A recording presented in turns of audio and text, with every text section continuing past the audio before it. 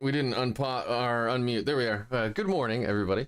Sorry about that, and apologies for the stream starting late. Ivar would not come back inside. He was outside pottying, and he just, I don't know.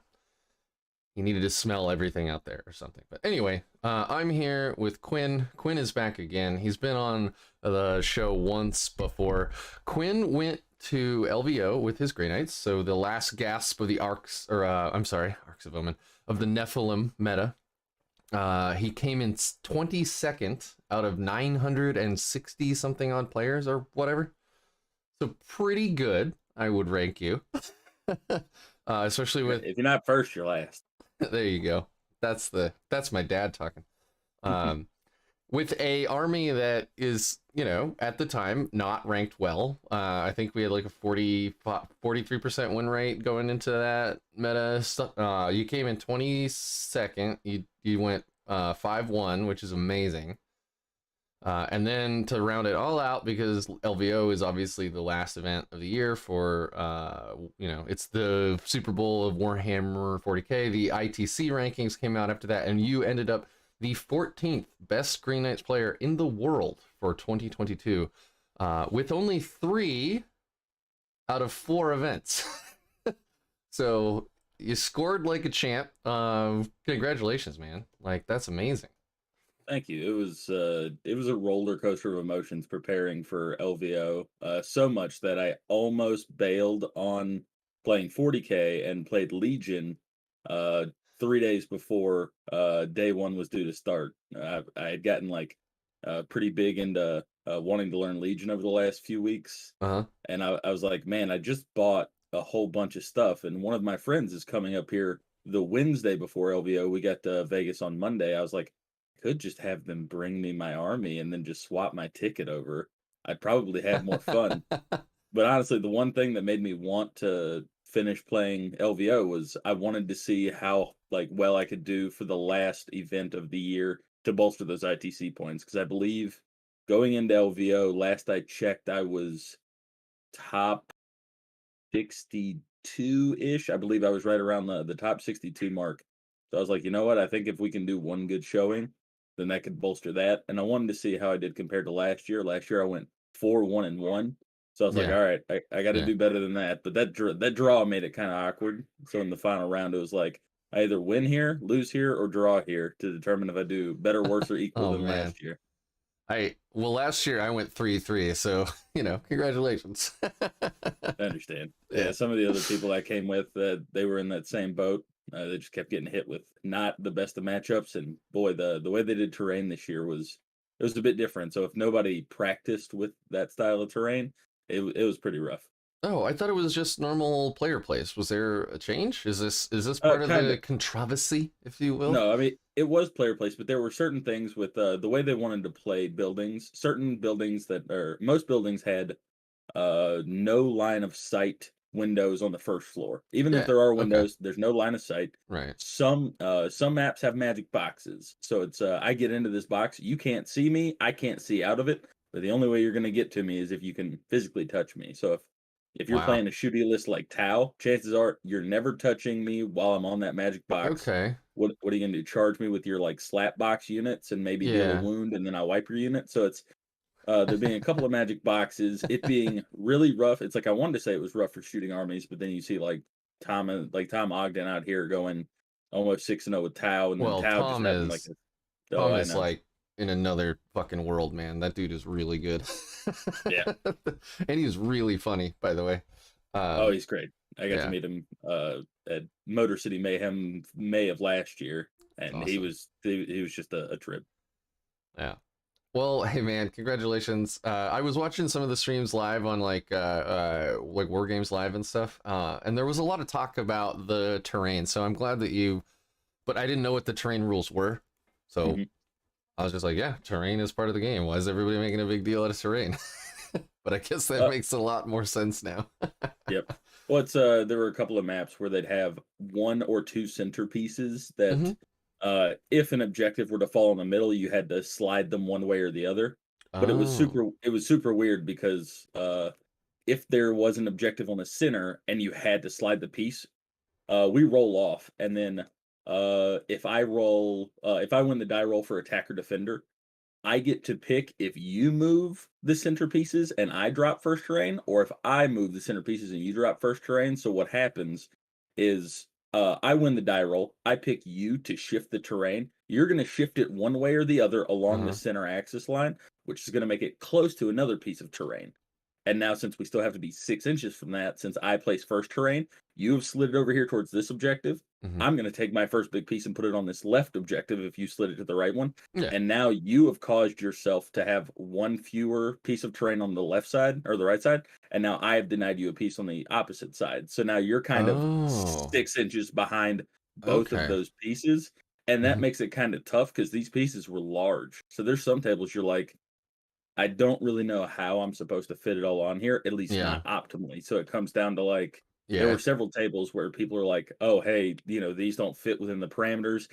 Sorry, we got to like scrap and move stuff around. So it's Yeah. just with those large pieces and it only being a finite amount of space, it was just kind of tough. That was a thing at the last LVO too, except they never made you move the center piece Yep. of terrain. So like if it fell in a piece of terrain, you just played with it in, like if the objective was in there, you just played with it in there. Which is Yep. how I Not play it not this in year. my garage. So it's like whatever. But Yep. huh, that's very interesting. So there was some talk there about I heard on the stream some talk about how like terrain really favored like melee heavy armies, and I mean well, I mean we can't say that uh um wow, we can't say that Jack Harpster won because of the terrain, right? Like that guy is really good at the game, Mm. but the terrain probably did help. Not to steal his thunder or anything. He won that, and he went into some amazing players. But I can see now what you're saying, where like where other people were saying like the terrain could have really favored that. But Oh yeah, I understand that. And with Harpster, that watching that gentleman play, that was a treat. He was my one loss at Motor City last year, and watching him play at LVO, he wasn't playing Warhammer, he was playing Math Hammer. oh Because yeah, all he would do is look at his board, he would slap a Death Company unit on the butt, send them forward, and be like, "All right, I just I scored just won. Fury of the Lost. You're Mhm. gonna kill them, and I'm gonna be up by 5, and then I'm gonna castle right here the whole game, and I'm gonna beat Yeah, you by 5." And I'm yep, like, man, that is that's a spicy way to play. yeah. I don't want to go into this too much longer, but there is a live stream game on War Games Live between Jack and a is it Eric Gaylard? It was a Tau player, very well Mhm. known one, and I just can't remember their name now. Sorry. Um, No, that but sounds about right, but I also don't remember. he did that. He actually like turn two, bottom of like turn two. He's explaining like this is what you're gonna do. This is what I'm gonna do. This is what you're gonna do. This is what I'm gonna do. And the other guy was following along. I think he had to leave to get a flight. The Tau player. So he's like, they kind of talked it out, and then they just played it anyway. But he's like, I don't think I'm gonna win this. It was turn two, and they're like, Yep. they already know like he's gonna lose. Great, Yeah. like that's how high their skill level is. They're like, what? Like I'm gonna play this out because I like rolling dice, but I have to leave and catch a flight. Like what? You came to Yeah. LVO and you gotta whatever. Anyway, congratulations, man. That is a fantastic run. 5-1 at the Super Bowl of LVO with a underappreciated army. Love my Grey Knights. Love to see them do well. And 14th overall is just insane. But Nephilim is dead. Long Yep. may they reign. But I want to talk to you about Arks of Omen. So let's talk about Arks of Omen. How do you feel they're poised going into this new meta? We got this new detachment. We have new missions. Our Purifying Ritual got nerfed at the end of Nephilim, but then like rebuffed a little bit now in Arks. Did it get buffed? I thought it got nerfed because now we cast it on one worse. We cast it on 6s, but now we can do it when we don't hold an objective again. I'd So, prefer like, it to be on 5s. I 100% agree. I'm just saying like we kind of got a little bit of a buff and a little bit of a nerf, but like teleport assault got amazing. It did. I'm actually really excited to combo that with behind enemy lines. Gets us more Mm-hmm. CP. Very excited. Bingo. Yes, sir. I 100% agree. Yeah. Yeah, I'm pretty excited. I think that Grey Knights are going to be still well positioned. It's going to be rough that all of the other Space Marines get all the free upgrades. So it's like we're going to be playing anywhere between 400 to 600 points down, probably on a lot of Space Marine lists. But it's like, there might be people saying, but our war gear is free. Unfortunately, our war gear is trash. It's How do you feel uh, about side cannons, buddy?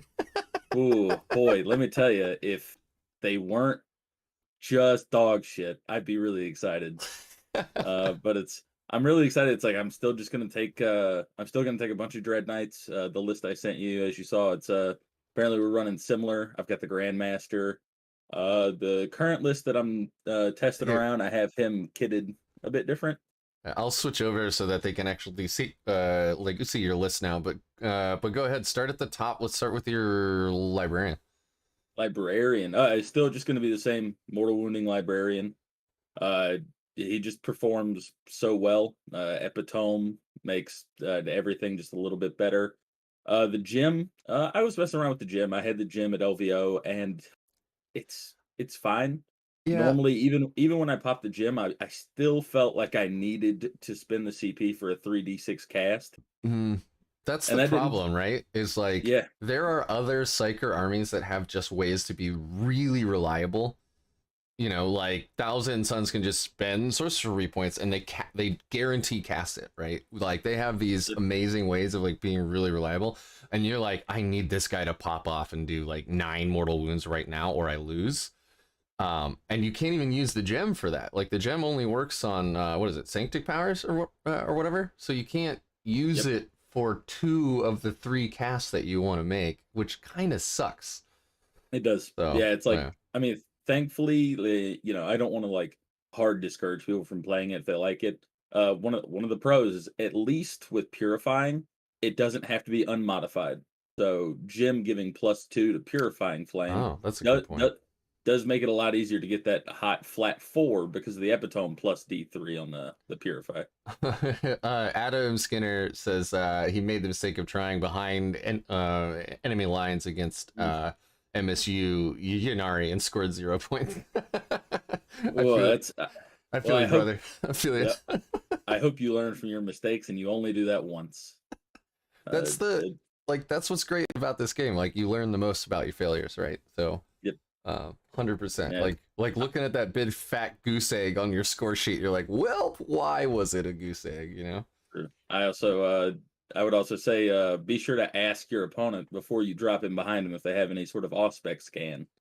Because last thing I want you to do is be like, oh, I got him. I'm gonna gate, and then you're dead.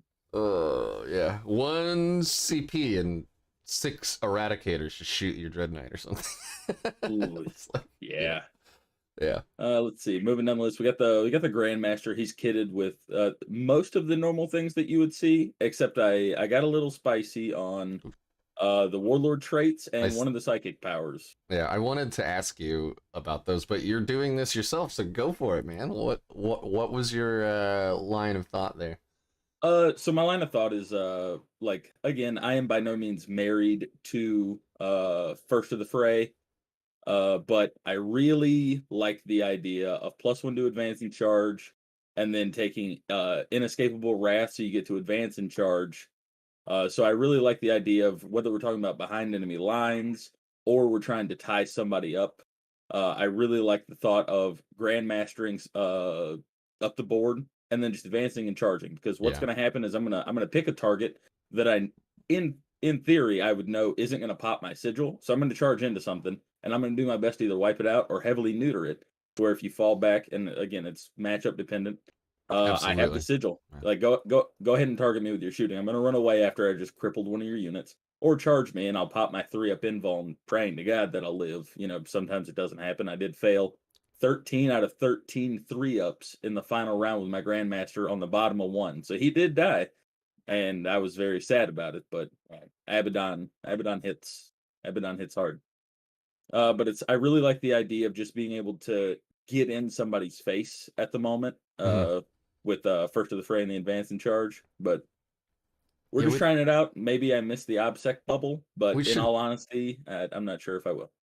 I should probably mention you went rapiers, which is actually one of the first things I noticed. Like Prestige Brethren have been like the choice, right? You saw a couple tournament lists in Nephilim do pretty okay with like sword bearers because they teleport up like a strike squad, or out of deep strike they cast the sword bearer's power, and then you have 4 dread knights just delete whatever the fuck they just shot at, right? Because even with armor of contempt, that's just a ton of extra shooting, right? So you saw Yep. that occasionally, but you didn't really see. You'd see Blades of Victory every now and then for the like pregame move and stuff, but you never really saw rapiers. Everybody was like gunning for rapiers in the book when it came out, like this is the best. But then it's like, no, you need CP. That's the best. So everyone went Prescient Brethren. But it's really cool Yep. that you're taking rapiers. You're doing Inescapable Wrath. So that's advance and charge. It's like the only way to get advance and charge in the whole book is that one warlord trait. So I love Yep. that you're thinking about this synergistically. Like you have this expensive unit that's core to your list. You're advancing and charging. If you get in there, like anything you dropped out of deep strike that's 9 inches away now gets +1 to charge, and with a rapier's reroll or a command reroll, like that's actually pretty reliable, right? So I think somebody in chat will probably let me know, but we all know like without a reroll, it's like a 28% chance or a 23% chance to make a 9-inch charge, and it's like just over 50 if you have a reroll. But at 8 inches, those skyrocket up 16% on either side. So now you're looking at like 2/3 chance to actually get in there, and that's enormous. Yep. Yeah, I like that. I like that quite a lot. I decided to go rapiers purely because I'm playing Drago, with his Chapter Master reroll. If not for Drago, I don't think I play rapiers. But one of the other reasons I did branch off of Prescient is purely because of behind enemy lines, Mm-hmm. getting us that CP that I now no longer have to divination for. I was gonna say that that's actually one of the things that was like sitting in the back of my mind, is that now with Arks of Omen, with some of these secondaries actually giving CP out, because like psychic interrogation gives CP if you beat their leadership or something too, right? So Yep. there's other ways, and as far as I know, those still don't stack. Like you can't get 1 CP from the Prescient Brethren power and then also get 1 from behind enemy lines, right? Nope, not unless Yeah. there was a Okay. clause that says this one doesn't count towards your region, like Right. Chaos Knights have that. But no, it would just be one or the other. Gotcha. But now I would like divination more if it weren't a psychic action, so that way I could potentially slap it on Bingo. somebody that has multiple casts, and then boom, we're good. But it's Drago used to be, if you look at my previous list, a Tech Marine. So it's normally my Tech Marine would be my warp shaping and my divination tool while dishing out the +1 to hit and Mm-hmm. healing for flat 3. But I am a little nervous not taking a Tech Marine only because I do like having that +1 and that heal for 3. Yeah. But because as we get lower on the list, you'll see that instead of running 3 dreads plus a Grandmaster, I'm running 2 dreads. So with 1 less dread, the Tech Marine feels like it would have been a little bit worse having 1 less thing Yeah. to target over the course of the game. The only bonus of the like Tech Marine is because they were reduced so far. Well, not only, but yes, they're cheap. They get access to the character powers, which we have to have because we're Grey Knights, right? Like, and those have to go off when you need them to. So you can Yep. slap like warp shaping on him. He sits on his on one of your backfield objectives, and his life is either, if you're in Prescient Brethren, he's getting you back a CP, or he's just getting you points on Purifying Ritual. Like that's his life. So Yep. for what is it, 80 points there now or whatever, that's actually not too bad. But I do see where you just don't have that. Like you don't have that opportunity in this list, right? Especially if you're Yeah. gonna run so few, one fewer Dread Knight than you would. But Yeah, that's a 25% decrease. It hurts my heart, but chances are I'll go back to it because when we get down the list, we'll show them what I replaced the 1 Dread Knight with. But it's don't know if I'm happy about it yet, but we'll see. But I really like. I think I'll like Drago with rapiers because I like the idea of, again, the Dread Knight or the Grandmaster can't reroll his own stuff. So that's tough. But I Yeah. do like the idea of potentially doing the Rapier's Brotherhood strat on him to give him a or not strat, the psychic power to give him +1 attack. So now when you go into a sweep, you've got 14 attacks. And then 14 attacks on his sweep, 1 CP with exploding 6s. And then, tie to convergence, the 6s to wound. So it's like you're just at with AOC being gone and those sweeps being 2 AP, that 2 AP feels Yeah. real good again. It's And then at 2 damage each, that's it's nothing to scoff at with 14 attacks hitting on 2s. I mean, not that you should do this, but like you could always give him Demon Slayer, so he'd get 7 attack space, and then you could cast +1. He'd have 8, and then you'd be sweeping for 16. Not that you would ever really need that, because you're not gonna kill a horde of 30 cultists with that, and then like what else, right? Like you're gonna kill anything else more or less with that many attacks. That's not like a big monster or something, No, I mean, well, let's see if with the Demon Slayer we ignore what Bellacor's demon save. Yeah, So then you're just pumping him full of 2 damage things that are you're wounding him on like 5s, but yeah, that's fine. Demon Slayer, man. They Yep. shit the bed on Demon Slayer. Like Hey, so close. What do you mean? It's the only thing Drago can take. It must be good. yeah, about that. So Drago, I've mentioned this, I think, every single time a list has popped up with Drago. Like, not only does he have a 3-up invul, not only is he an absolute, like, badass in combat, not only does he have a mastercrafted Stormbolter, which has been clutch more often than I'd like to admit, he is a librarian. He casts 2, knows 3. Like, the dude is actually, like, a silent support librarian pick. Silent. Yep. He's not actually silent. He's pretty badass, but like it's a lot of utility casts, and I love to see him in lists. It's kind of weird when like 2 Grey Knights fight and they both have a Drago, but whatever. Like you're not gonna get away from that. No, I'm really glad he went down in points. I think he probably could have went down a little bit more purely because Yeah. He's still not as good as like Trajan or Morven Vol. Yeah. Things like that. And it's like, all right, but it's like had they put him at 150, I think that probably like 30-point decrease, but I think it would have been fine. But we'll see what happens. 165, we were still able to fit him in. You were talking about him having the good support psychic picks, as you see there, like Gate, Sanctuary, and Warp Shaping. Warp Shaping, with the Nose 3 cast 2. Since you're pretty much just going to attempt to gate something every turn for either behind enemy lines or teleport assault, and then Sanctuarium first, depending on what they are. Give them that nice 4-up invuln, so that way you don't just immediately sacrifice a unit. Then you go down to, in all honesty, I think Strike Squads now, as we get to them, might be the best unit in the army. Thank you.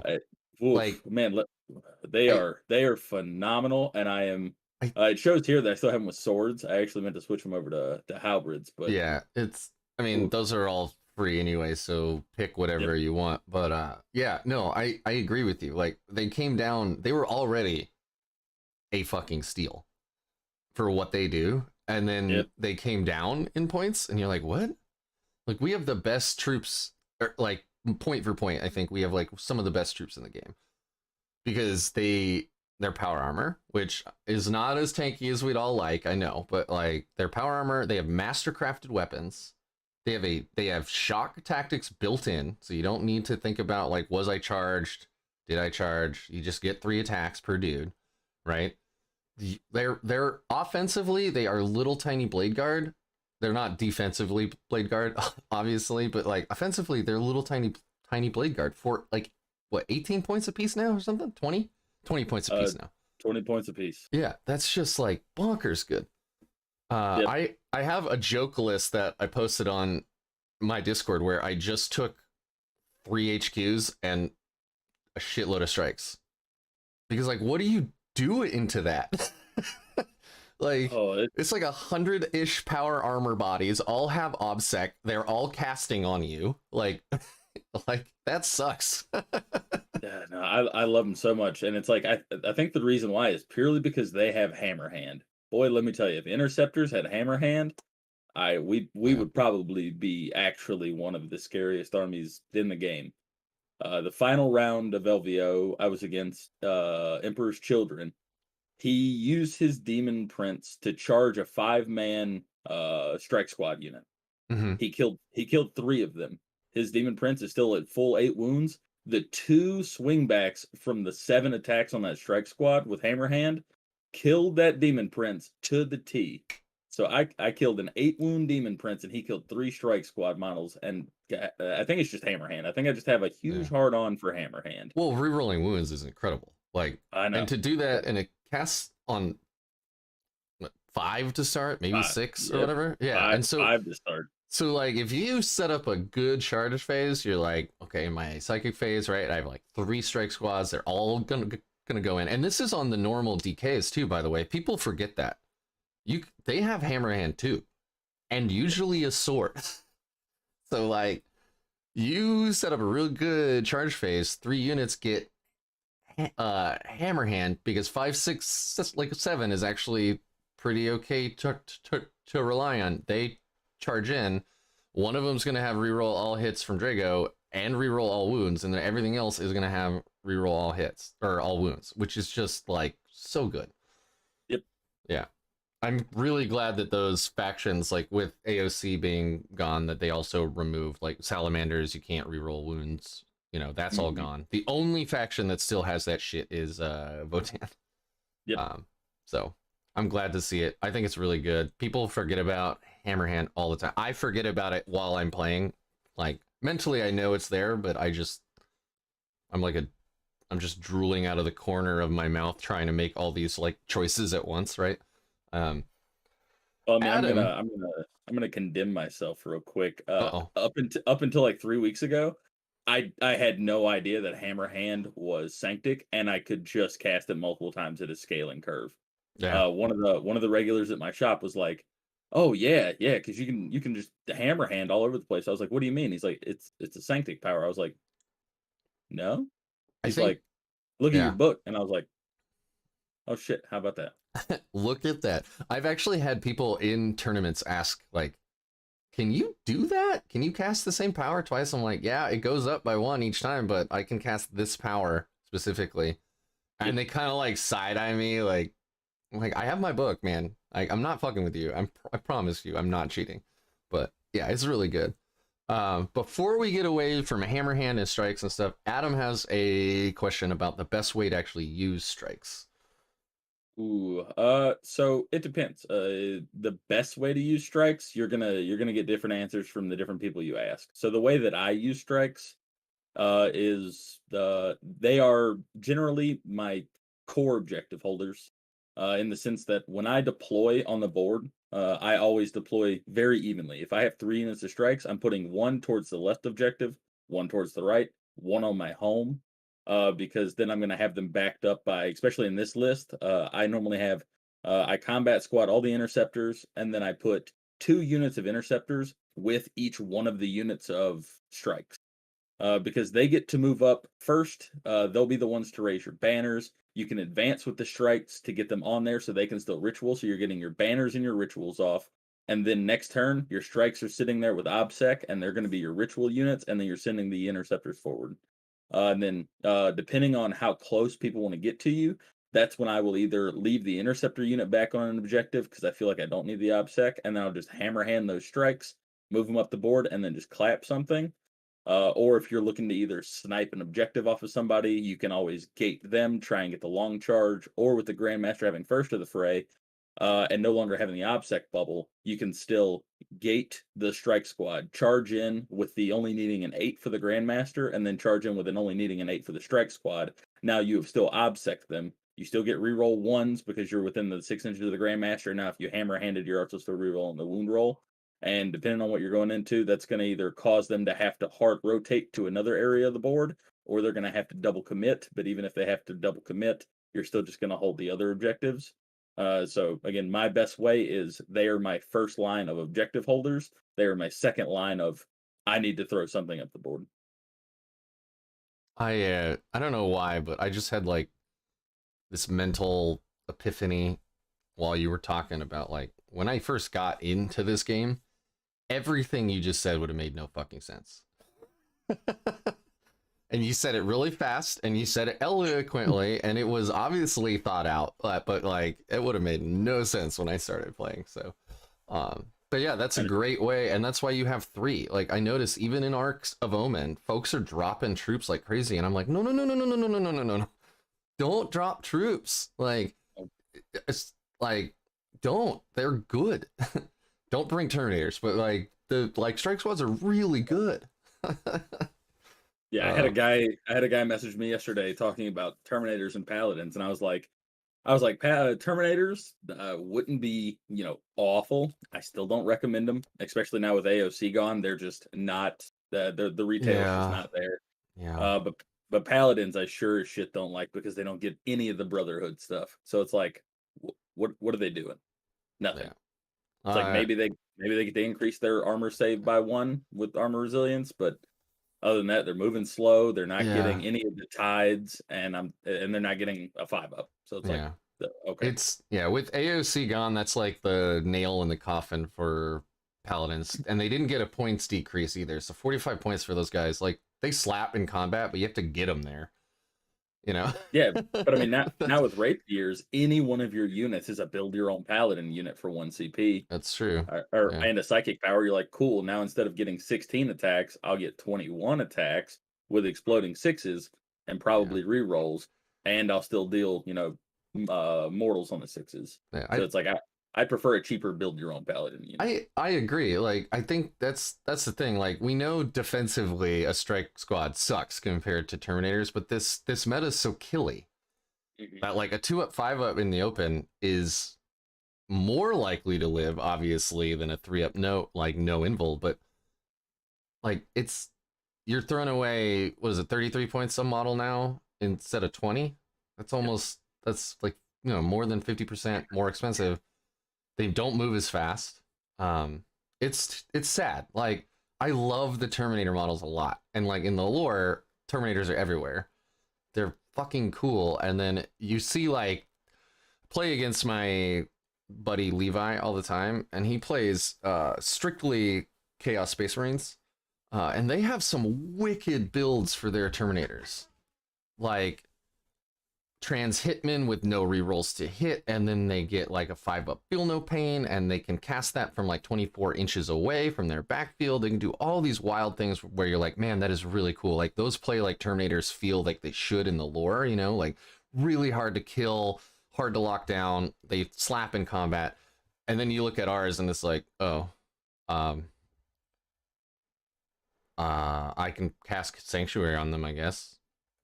And then I can cast or on a 10-man, I can use Transhuman for 3 CP. It's like, why? Like, please, I don't know why True Silver is 2 and 3 CP. It should just be 1 and 2. I don't get it, but oh well. But Damned Legion is like, where are Terminator's toughness 5? I don't think that's enough, man. There's too many other defensive buffs that are just, like Trans Hitman with no rerolls is insanely good. Yep. And a lot of them work in combat and at ranged. It's just like, wow, that is just, like you brought Drago. Cool. Now he's not like his rerolls don't matter at all. Yep. His aura doesn't matter, and his command ability doesn't matter into that specific unit, blah blah blah. But yeah, it's just, it feels really bad when you look at these new codices and you're like, man, that is a really cool way that they made those Terminators feel like Terminators. And then you look at ours, like they can smite, I guess, which isn't terrible, but I'd rather they be unkillable. But then we'll smite and roll 1s for damage all day. Oh yeah, I can't tell you, I super smited 3 times all of LVO, 1, 1, and 2. And I was like, yeah, that sounds about right. Oh man, that is awful. Yeah. Okay. So that was a cool tangent that we just went on. Interceptors, you maxed them out. Why wouldn't you? This is the single best data sheet in our Codex, hands down. They came down in points. Bring as many as you can. I don't know if you need. I mean, like 30 is really good, but I can't see you playing with less than like 20 because they are just too good, man. Yeah, it's like Too good. they're the only things that we have that ignore models and terrain. They're the only things we have that are, fast. And again, they still just hit super hard. And now that AOC is gone, we now just get to gain that extra strength because we're still equal on AP between halberds and swords, between AOC and not AOC. Yeah. So now we're gonna go back to wounding a lot of things on 2s and more things on 3s. And I'm I very excited about that. I was on Team Halberd all through AOC anyway. First of It's all, they look cool. Like they look amazing, but there's a lot of like T5 and T3 in my meta. There's a lot of like Eldari players, there's a lot of Custodes players. So like having that extra strength was really, really good in my meta. Yeah. So I was always Team Halberd anyway. I switched some of my interceptors over to swords and stuff because we all know like the -3 is just too good. But they do ignore difficult ground while moving. They do not while charging. Nothing ignores except, unless you're Votan or Death Guard. You don't ignore it while charging, but yes, they do ignore it while moving. They also ignore the vertical movement, so you can move them up to a really tall ruin, 3 stories up, and that makes them really hard to charge. And now you're in covers, so if they get shot, they have a little more defense and things, and then they can just move back right out of it without like going down each level. They can just jump right out. So remember, they're actually bamfing like Nightcrawler, they are not moving, they are teleporting. There you go. I was gonna say they're teleporting. Yeah, exactly. So they ignore all that stuff when moving. It's like having like jump packs and stuff. Yeah. Do they have axes +2? No. Unfortunately, they do not have axes. So we don't have axes. We have something better. We have halberds, which are +2 strength, yep. -2 AP, just like the axe, but the halberds are 2 damage because Grey Knights got access. Their whole army has mastercrafted weapons. They're all 2 damage weapons. They come for free. There's no upgrade. They're not 1 damage. They're 2 damage. So no, they don't have access to axes. Instead, they have something better. You two knock it off. Adam, if you look at the Interceptor data sheet, it says on there that they ignore models and terrain. Yeah. The mastercrafted weapons, there are a lot of defenses in the game right now with like -1 damage, and it feels so bad. Like the math is completely skewed when you're like, okay, I think I can pick up this model, and you charge in and they're like -1 damage, and it's like, oh, I guess I'm just gonna slap you now. Right? That's how I feel against all the Custodes dreadnoughts or Chaos Knights. Oh yeah, they get -1 damage with a strat in combat, and you're like, but I can't shoot you either. Yeah, Chaos Knights is what I was testing before I just decided that I was just gonna settle into Grey Knights 100% for LVO.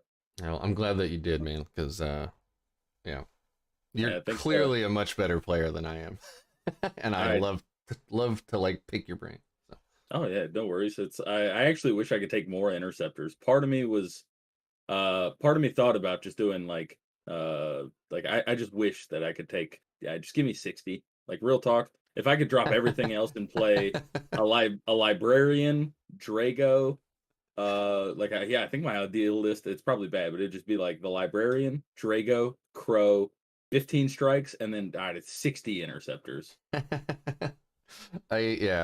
Thankfully the rule of 3 is still around, because no one wants to play against like 12 Lords of Change or something. Like not wrong. Yeah, that sounds awful too. But anyway, so moving on to your heavy support here. You'd made a really cool choice. So you dropped 1 Dread Knight for a Purgation squad. The Purgation squad has the Psy Cannon, because why wouldn't it? I assume these dudes are in deep strike every game. They come down for teleport assault.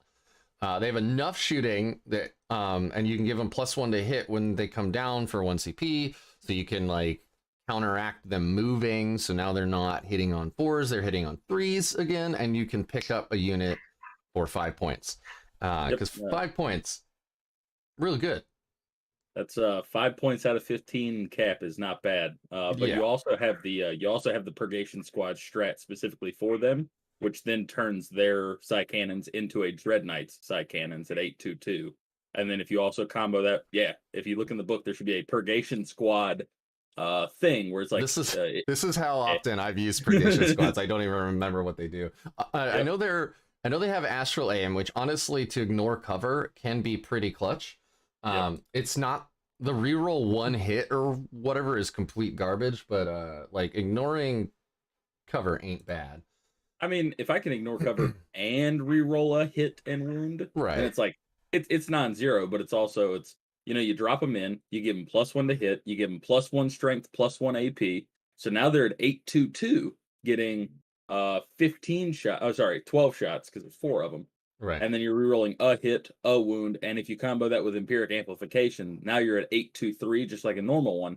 But instead of 6 Psy Cannon shots, it's 12 Psy Cannon shots, and it's like I'm pretty okay with that, which is why I was willing to run with them for a bit. I just want to give it a shot because I do feel like they're very easy teleport assault targets.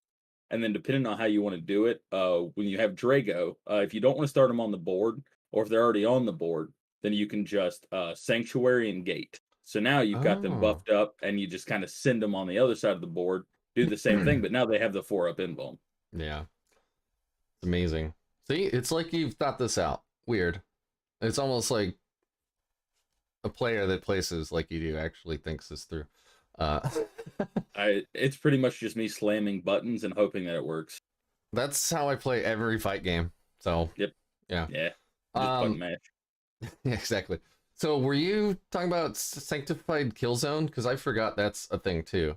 So for for 2 CP, they get +1 to wound if they're within half range. Oh, I'll be within half range. In Tide of Convergence, it's kind of hard not to be in half range. So yeah, I'll take Tide of Convergence is great. So many people would pre-measure against me in deployment, and I don't have to tell you what my tide is until the start of the game. Yeah. So they're like, okay, I've got you outside of 24. I'm like, all right, Tide of Convergence. I'm inside 30. Yeah, and they're like, oh shit. Yep. Like, well, the data sheet says 24. I had a game once where it was the long deployment. I forget like the mission name. I was playing Eldari. He had a lot of models, so he kind of like pushed them all against the ass end of his deployment zone. And he even asked, like, what's your range? And I've played this guy and he's great. So I was like, it's 24 inches, but don't forget in Tide, it's 30. And he's like, oh, okay. And then he put everything within like 28 inches. And I got first. And I just like shot, I don't know, a quarter of his army off the board. And he's like, oh yeah, you even told me. I'm like, yeah, man. Like, yeah, that's one of those gotcha moments, but he got himself. No, yes, he got himself. Exactly. That's the thing. I don't play gotcha hammer. But after I've told you, I'm not gonna, like the thing with the sigil, right? I'll tell you, if you shoot at him, he can jump. I might even remind you once before, like during deployment, but then once the game started, man, if you shoot him, he's jumping, probably. Yep. Oh, so okay. Yeah, I love running away. Hi, Tony. Yeah, I stopped bringing Unyielding Anvil on my Grandmaster because inevitably somebody shoots at him and he's like now in their backfield. It's like, why did I bring this Warlord trait? He's not buffing anybody. He's out there doing his own thing, being a menace. Anyway, so that's really cool with the Purgation squads. I think we'll see a lot more of them with Teleport Assault being buffed and them hitting just hard enough to like almost guarantee you 5 points, and then it's a game of trade, so you're gonna bring them down, they're gonna wipe a unit, you're gonna earn 5 points, and they're gonna die the next turn, probably, and that's just the way it goes. Yeah, it's I'm actually curious to see how many people continue to run the style of Grey Knights list that I saw primarily at LVO, which was Librarian, Drago. I found that Really? I found that very interesting. I looked at because there were only 23 Grey Knights players at LVO, and I looked at a handful of lists and it was Librarian, Drago, and I was like, that is Fascinating. that yeah, that's spicy, but it's like and I think Derek was along those lines. And I was like, man, like uh, more power to them. I guess they're just going very mortal wound heavy, and they just Yeah. sacrifice pretty much all shooting because most of them were playing maybe at like max 2 dreads, and I'm sitting here with 4. But it's I really think that even though our shooting wasn't great, I think it was still needed. But I am very excited for our shooting to become a little bit better again. Yeah. Personal. So Adam is now looking up how it works. Each time it makes a normal move, yeah, they can move across other models. Yes, they can't. They have the same stipulations as like jump packs, so you can't move within engagement range during your movement phase. Like you have to stay 1 inch outside. But they, because they're ignoring any terrain between them as they jump, like they ignore like craters and stuff. Um, Double Libby does seem strong. I haven't played it. I only have one like Libby model, but I mean that's easy to proxy while you like test. It's fascinating. I think that's interesting. It is two librarians to me. It feels like one is a sacrificial pawn. Because it's like chances are like if I'm playing 2 librarians, I'm dropping one in. Uh, Fred Portman's in yeah. the chat. Oh, What's up, nice. Fred? Oh, I met Fred at Dragonfall when we ran it this past year. Fred is a super nice guy, and he's a good player. Yeah, it's like 2 librarians. It feels like I'm dropping one into somebody's back line, make it like just trying to blow something up, making them come to the corner and dealing with it, and then just giving me a little more room to squeeze in into their area or just drop in another one somewhere else. But it's like 2. It's like I feel like I don't have the CP to fuel 2 librarians. If this was still like pre Well, one, Nephilim, where I'm starting with 8, I'm in. yeah, well, one's a support one, and one's the mortal wound one. Like you can't give psychic epitome to 2 different librarians, so you know you usually run one as a support librarian, from what I remember. But I mean, it's I don't know. I've played around with a mortal wound spam list where I bring a bunch of purifiers, I bring a bunch of strikes, and you just try to keep those casts like because purifying flame doesn't increase smite cast and vice versa. So you just like throw out 20 something mortal wounds every single psychic phase, which is hard for almost any army in the game except custodes to absorb. But Fred says he's noticed a number of top players switching to Grey Knights. I'm kind of wondering if we're not like a silent pick now. You know what I mean? Like everybody's talking about Iron Hands. They're talking about Guard, right? Guard's gonna blow the top off the meta, which I agree with. But like, you don't hear a lot about Grey Knights, but then you see, and this is kind of what I wanted to talk about too. Is last week during LVO we had the first England had a couple of GTs, and they were the first GTs with the Arks of Omen data, and Grey Knights actually did astonishingly well. I was very surprised. One of them won a GT 5-0. 3 others went like either 5-1 or 4-1, and coming in like 3rd and 4th. In one GT, it was actually 3rd and 4th were Grey Knight players at 4-1. Nice. 2 very different lists, but like it's weird to see it because we've been underdogs for basically all of 9th now, except when the book first hit. But Votan with another points nerf at the start of AAO. This makes me rather happy as I like playing underdog. Yeah. I love my spacey dwarves. They're expensive. They are indeed They're expensive. very expensive. It actually, it's like Grey Knight's being the underdog for pretty much all of Nephilim. It's really funny because even though they had their heyday, there's so many people that I've interacted with that are like, I've actually never played against Grey Knights, or I'm not sure what you guys do, stuff along those lines. And I'm like, that blows my mind. 'Cause Yeah. it's like it's like maybe they just didn't play when we were good. Maybe local metas, people just don't play them. But I mean, if Fred's right and a lot of top players are switching over to Grey Knights, then one, that means that my job of being a good Grey Knights player just got a lot harder A because lot the harder. pool Yeah. increased. Yeah. But two, I'm actually excited to see if pros are going to play, and I'm excited to see like what a actual pros list looks like relative to the piles that we brew. I know Siegler loves his Grey Knights. Like, he loves the lore, he loves all the models and stuff. I know he loves to play them. I wonder if we'll see any War Room content soon where he's like running them into Blood Angels or something. I don't know. 100% you will. And what's going to happen is, and I've seen Siegler do it twice now, where he will play something, he will get the entire world hyped up on this thing and think that they are the best army. And then he brings in AdMech and he's like, JK, you thought you had a good matchup? I fooled all of you so I could win everything with AdMech again. Well, that guy is, he's a robot. Oh, I know.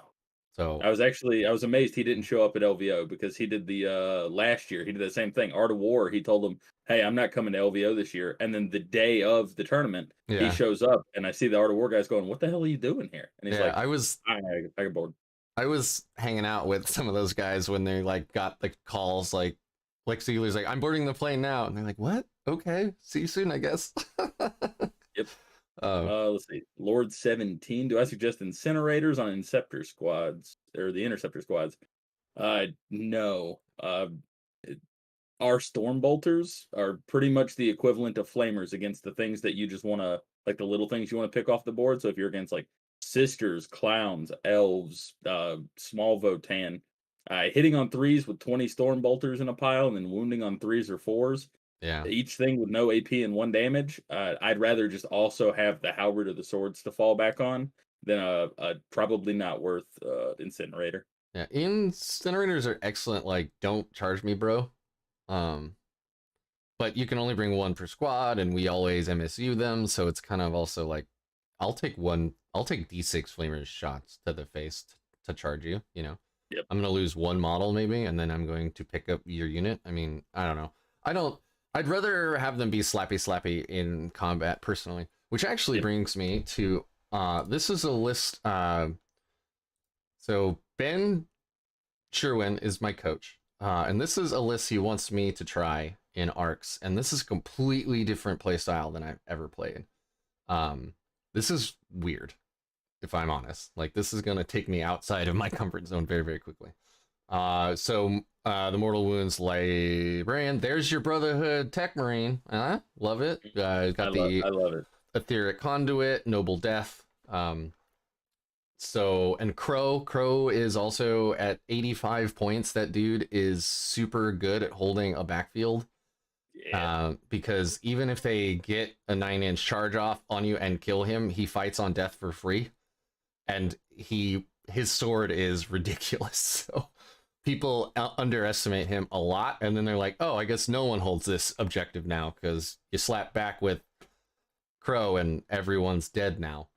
Yep. Grandmaster, normal, everything. I like to put the Great Hammer on him because we see a lot, like with tanks going to be huge in the meta.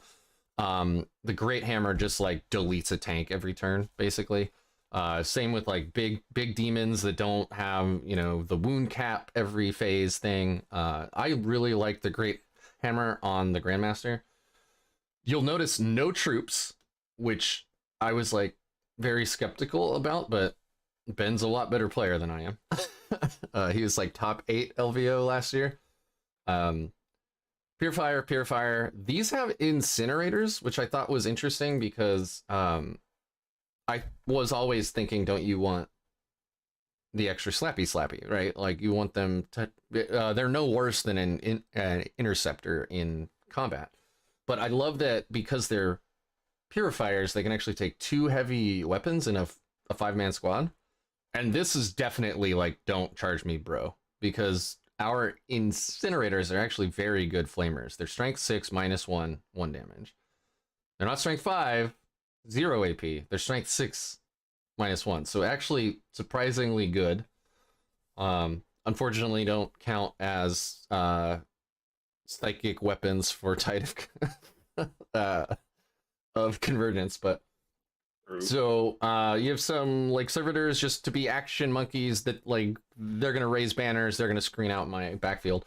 Only 15 interceptors, which I thought was interesting, with psi cannons in each group, and another interesting choice because we just talked about this. Like someone asked, would you put heavy weapons on the interceptors, and we said no, and then I'm showing you a list I'm supposed to play that has them. It's an interesting choice, but I think the reason is they're there to not charge. They are around they're like getting you behind enemy lines or engage on all fronts or even retrieve battlefield data. They are specifically there to like not charge and not be charged. So this gives them a little more ranged punch. Like I said, this is a completely different play style that I'm used to, because I'm used to treating these guys kind of like blood angels, right? Like get them in the middle, charge everything you can. 3 Dread Knights, 3 Purgation squads. One of them is all flamers. So you drop these guys down and you just delete like 30 cultists. Bam, they're off the map, right? Like go away. That gives you this list is heavily skewed into teleport assault, obviously. You have a lot of shooting. You have 4 Dread Knights. You have 3 Purgation squads. You got a bunch of flamers on all kinds of stuff. So I am excited to play this list because it will take me out of my comfort zone. Like this isn't the way that I usually play. What's funny is I actually do have all these models, because I know folks are like running out and buying Strike Squad boxes because they don't have any Purgation squads because they've been bad for so long. So what do you think about this list? And give it to me straight, buddy. I don't want you to pull a single punch. I can do that. Well, it's like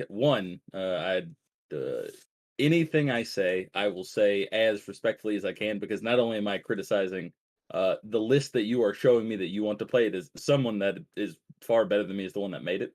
Yeah. So that goes without saying. Like I had lots of questions for Ben. I'm like, wait a minute. So it's like looking at the HQs, I'm sold. Like I love Crow. Crow being 85 points and everything on that data sheet, phenomenal. I love a Tech Marine. You've got 4 Dread Knights. You don't have to sell me on a Tech Marine. The Mortal Wounding Librarian, it speaks for itself. It's been putting up numbers. I like it. Yeah. The Grandmaster, the only thing I notice is I find it interesting that you've doubled up on Gate. I would actually like to hear, like, if you know why you doubled up on Gate, I'd be interested to hear it. If you don't know, I'd be interested for you to ask Ben. It's because it just gives you options. So the Grandmaster is going to be up the board as soon as he possibly can be, so he can gate anything around him, including himself, while Crow stays on the back and can gate anything back there. So it just kind of gives you options on how to use Gate. All right, but I mean, if you think about Gate, you have functionally. So I mean, the range is 18. Mm-hmm. So when you said Crow in the back, if you're leaving Crow in the back of something, then I don't feel like you're utilizing Crow, since he's got the +1 to Purifying Flame, and he's got the great melee stats. I think you're moving him up. I think you're keeping him equidistant around the center of the board, so that way you have 18 inches of Gate behind you, 18 inches of Gate in front of you, giving you that 36-inch range, which is the vast majority of the table. Yeah. So when it comes to the Grandmaster, if you look at the Grandmaster, if you look at mine, again, we have Empiric Amp. I had Ghostly Bonds. We didn't really talk about Ghostly Bonds. We didn't. Yeah, I meant to bring that up twice, and we didn't talk about it. I think it's like clearly, I always recommend that everybody, whatever list you brew, you play minimum 3 games with that list before you touch a single thing. Thank you. That is a excellent piece of advice, where I see people play 1 game and they lose, and then they like change half the list. It's like, dude, you don't just re-rack, play again. Like, just go to an RTT with a bad list. not claiming this is a bad list. This is just a different list. But I mean, like, go to an RTT with a weird list that is 3 games, 1 day. You're going to get in a lot of practice, and you're going to actually see, like, how does this list play? Do I like it or not? Now, what will you change, right? Like, it's weird. This list is weird to me for a lot of reasons. One is there are no troops. Like, I almost want to drop the Purifiers for Strike Squads just because Strike Squads are really, really good. And they're OBSEC, where Purifiers are not. Now, obviously, we have the Grandmaster with Unyielding Anvil, which grants OBSEC, but he's also a target, right? People don't like him. They want him dead. And I don't blame them because he's a beat stick. So it's kind of like you're giving a Warlord trait to your biggest threat on the table, so they're gonna want to remove him now for 2 reasons. He's granting OBSEC and he's already a huge threat, you know? So with that, I mean, again, you said it like that was the next thing I was going to move into. With your Grandmaster, with an OBSEC bubble and all that being a threat, I am curious as to why no sigil. That surprised me too, honestly. I noticed that as well. And that means that instead of having him stand out in the open, and be like, you know, blast me, bro. I'll have to be really cagey with him because, again, he's a giant threat, but I won't be able to have that that move. I'll have the 3-up invul for 1 turn, but I won't have I'm just gonna pick up and move. And I've done stupid shit where, like, I've moved like 2 inches out of line of sight after I get targeted because there's nowhere else to go. But it's like it saves your biggest, scariest unit from being shot off the board immediately.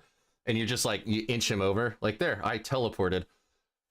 You know, it's really good. Yeah, like I said, there's some tech stuff in here that I've never used, and there's some things taken away from me, some tools that I'm really uncomfortable with, but I'm cool with the idea of being uncomfortable with it, if that makes sense. Like, I want to try it.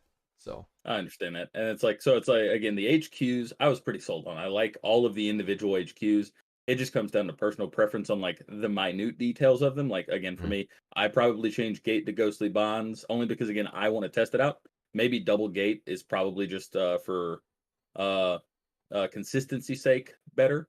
But having somebody's movement when you've gotten the line of sight of them, especially if you're going to be running Prescient Brotherhood, because one of the things I thought about doing was doing the same thing, Prescient, but with ghostly bonds, because now you get to you get to more manipulate movement. I get to have that thing.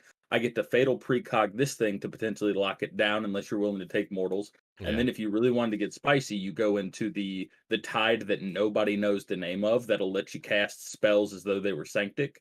So then you're like, I'll fatal precog tide of that escalation. 6. Yep. Yeah, you just do like fatal precog that thing, fatal precog that thing, ghostly bonds that thing. And now it's like, even if you don't have sigil, depending on what you're worried about getting to you, it's going to be a lot harder for them to get it to you with either half movement or potentially losing models or a chunk of your wounds to do it. So, I mean, again, I like that. No troops, interesting. That just means that you're relying on teleport assault behind enemy lines far more than you're relying on purifying ritual, which is perfectly fine, because if you've shored up behind enemy lines and teleport assault, that's still 2 out of your 3 secondaries, which means you're like, that's fine. Maybe I take engage if I'm going to be teleporting around. Maybe I take banners so that way my servitors or my purifiers get to just raise the banners, and you're doing stuff like that. So it's like, it is kind of refreshing to see something that isn't just revolving around purify, but still gives you the option to take purify clearly if you wanted it. Yeah. So I like that. The purifiers, I have been wanting to play them so much ever since the book came out, but what really turns me off from them is the 6-inch movement. I really feel like strike should be 6, purifier should be 8, or either like 6, 9, 12 or 6, 8, 12 for movement of strikes to purifier to interceptor. I feel like purifier should just be a little bit faster. But for, again, the purpose of teleport assault and behind enemy lines, I do like the purifiers with the double incinerators. So that way you either drop them in or you gate them. You've got the 2 flamers plus the purifying flame. Yeah. So it's like just putting the flat 3 mortals onto something, very nice, and then flamering at strength 6, AP 1, damage 1 to pick up the rest of arbitrary like pleb squad, because surely you're not sending them into something big that they're not gonna kill unless you're just trying to super neuter it. But I do like that. The servitors, I think what Adam or somebody earlier in chat had mentioned servitors. I love servitors. I used to play 1 to 2 units. They were my banner boys. They were my objective holders. I like having them in. So it's like if there's nothing else that those 30 points can get, I like it just for purely having somebody else on board. Mhm. The interceptors with side cannons is It's a so it's an interesting tech ooh, choice, right? Like because it I it really it really is and only because having 15. yeah Because I had a list that I played where like I went from 25 interceptors to 20 because I like stuck the points elsewhere, yep and I felt it. I felt not having those 5 guys on the table like immediately. It's like, oh, I have so much less board presence and control than I had just because I dropped 5 models, and now I'm yep gonna drop down to 15, and it's just this is gonna be interesting, man. Like I'm gonna be relying on teleport strike, like deep striking all the time to move around the board. And so there it's are, as you know, there are armies that just have so many models. You just can't, like what you teleport up 4 inches or something, basically, because yeah you can't get to the rest of the board, right? Like orcs. Oh my god, Green Tide is good. yep. Yeah, it's the ones that I am interested to see what kind of results the singular side can on each one of them yield because it's heavy 3 shots does not sound good to me. Especially because it's like they move fast, but what's the point of them moving fast or deep striking if it's heavy 3 and now you're hitting on 4s instead of 3s? There's no rerolls other than the Grandmaster's rerolls of 1s in here, other than the Prescient Brotherhood reroll hits and wounds of 1s. Yeah, But it's I just don't feel like the side cannons. It's like they'll allow small peppered shots, but I would yeah. almost just prefer to have the extra melee thing. So it's I would say the fast attack slot is the most questionable to me, only because it's a much more different interceptor route, and I don't know if that's I don't know if that's the interceptor style. But again, God bless anybody that wants to try it and do the data for me because I fear change. Shade. Okay, Uh, boomer. yep. But then you swing me again on the heavy support. I like the HQs, but I was pretty turned off until I saw dread triple purgation, and then I was like, Yeah. okay, all right, you got me on this one because whew, the one purgation was already spicy, but now we got 2 side cannon purgations and an incinerator purgation, and it's the incinerator purgation. For incinerator purposes and Grey Knights, this is probably the only unit I'm like, yep, these guys are okay with incinerators. Because then you get 4d6 and 611. I'm not sure if we have anything that can. I'm not sure if there's a strat or anything that can increase the incinerator stuff. If there is, There, fantastic. If there's the Purgation Squad strat Sanctified Kill Zone for +1 to wound, okay, which is really good on a Strength 6 weapon because you're already going to wound most stuff on and 3s anyway. yep, And then now all you're right, wounding on 2s if you really need to delete something. But these guys are there as you know, but for everybody like watching, they're there to come down out of Deep Strike and they delete something small for teleport assault. Like they're gonna kill, 5 or 10 rangers, or they're gonna kill, 12 cultists or whatever. Like they're there just to give you 5 points, and then they're gonna die. I mean, you can save, like, hold on to 1 CP if they get charged, and probably delete something or horribly wound it. But for the most part, they're just going to die. But I they're going to mean, score you 5 points before they die, which is amazing. that's true. Even then, if they die, it depends on what you killed. Because like at 110 points apiece, you're not invested a whole lot of points into them. Mm-hmm. So if you're able to uptrade that 110 even into like a 150 point unit, anything like that, it's just the small incrementals. And if they have to shoot at something that's if they shoot at something that's not the purgation squad because for some reason they don't respect it, more power to them because you're going to teach them that lesson again. If they do shoot at the Purgation Squad, that means that they're not shooting at your dreads, they're not shooting at your purifiers, they're not Mm-hmm. shooting at your characters. So it's like cool. Again, hopefully I uptraded these 110 point units, and now my 185 point units are going to come in and kind of finish cleaning up the game. So I like that, especially again with behind enemy lines and teleport assault. I think that's going to be the big change to Grey Knights coming up. It's just those two potentially free 15. Well, not I say free 15s, even though behind enemy lines, maybe it's not a free 15. But I feel like between deep striking and gating and shunting, That it should be pretty easy. Other than if you run into a good player that screens out their back line, Yeah. then you will have to take not advantageous angles in order to clear out a pocket for you to drop something into. Yeah, exactly. And the unfortunate, or what's really cool with Grey Knights is like usually you can move up, you can smite or like Purifying Flame a unit off the table, then you can gate in a unit into that area that had screening units in it before. But obviously with the Purgation squad, now you're already in the shooting phase, so you're just like setting up for next turn, but then your opponent gets their whole turn before you get to do that.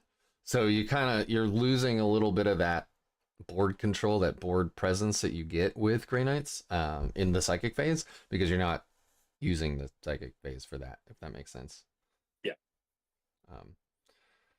Well, no, you will definitely have to let me know how this list plays out, or I might just rewatch this video and put this list together so that way I can also come back to you. I can send it to you, my man. In fact, it's in the description down below, by the way, for anybody watching. Quinn's list is down there, and my list is also down there, if you want. So I should mention, when you sent me your list, I giggled because you and I had built like essentially the same list. And I was like, well, that's not very interesting on the stream to be like, let's look at your list and then my list. And then we both go, haha, it's the same list. Like, who cares? There's no feedback there. This list is vastly different. And so I wanted to talk about it. But going into other lists, I said earlier, like last week during LVO, the UK had some Arks of Omen GTs. And Grey Knights were doing really, really well. Here's the first list. So this is Adam Lane. He went to De Bolton Wa GT, 34 players, 5 rounds. He won it 5-0 with this list. I love this, by the way. So he like lists out how many points he gives up. And he says a whore is 28 to 34 points if you table him. And then he said, don't pick this because a whore feels really bad when they take it against you. It does. Yeah. So kind of interesting here. He has the same HQs as my list does. He has different choices in a couple of like the tech pieces, but he has the Mortal Wounds Librarian. He has the Tech Marine. He didn't take the Auto Heal 3 relic on him. He took Crow because Crow's incredible, but he gave Crow Vortex. So he's doubling up on Vortex because either he's going to cast Purifying Flame, or if he can, Vortex a unit of Grots that's enormous on like the board and then hit 8 other, units with it, he's going to Vortex instead. Anyway, really good stuff. He has 2 strikes. He has 1 servitor squad.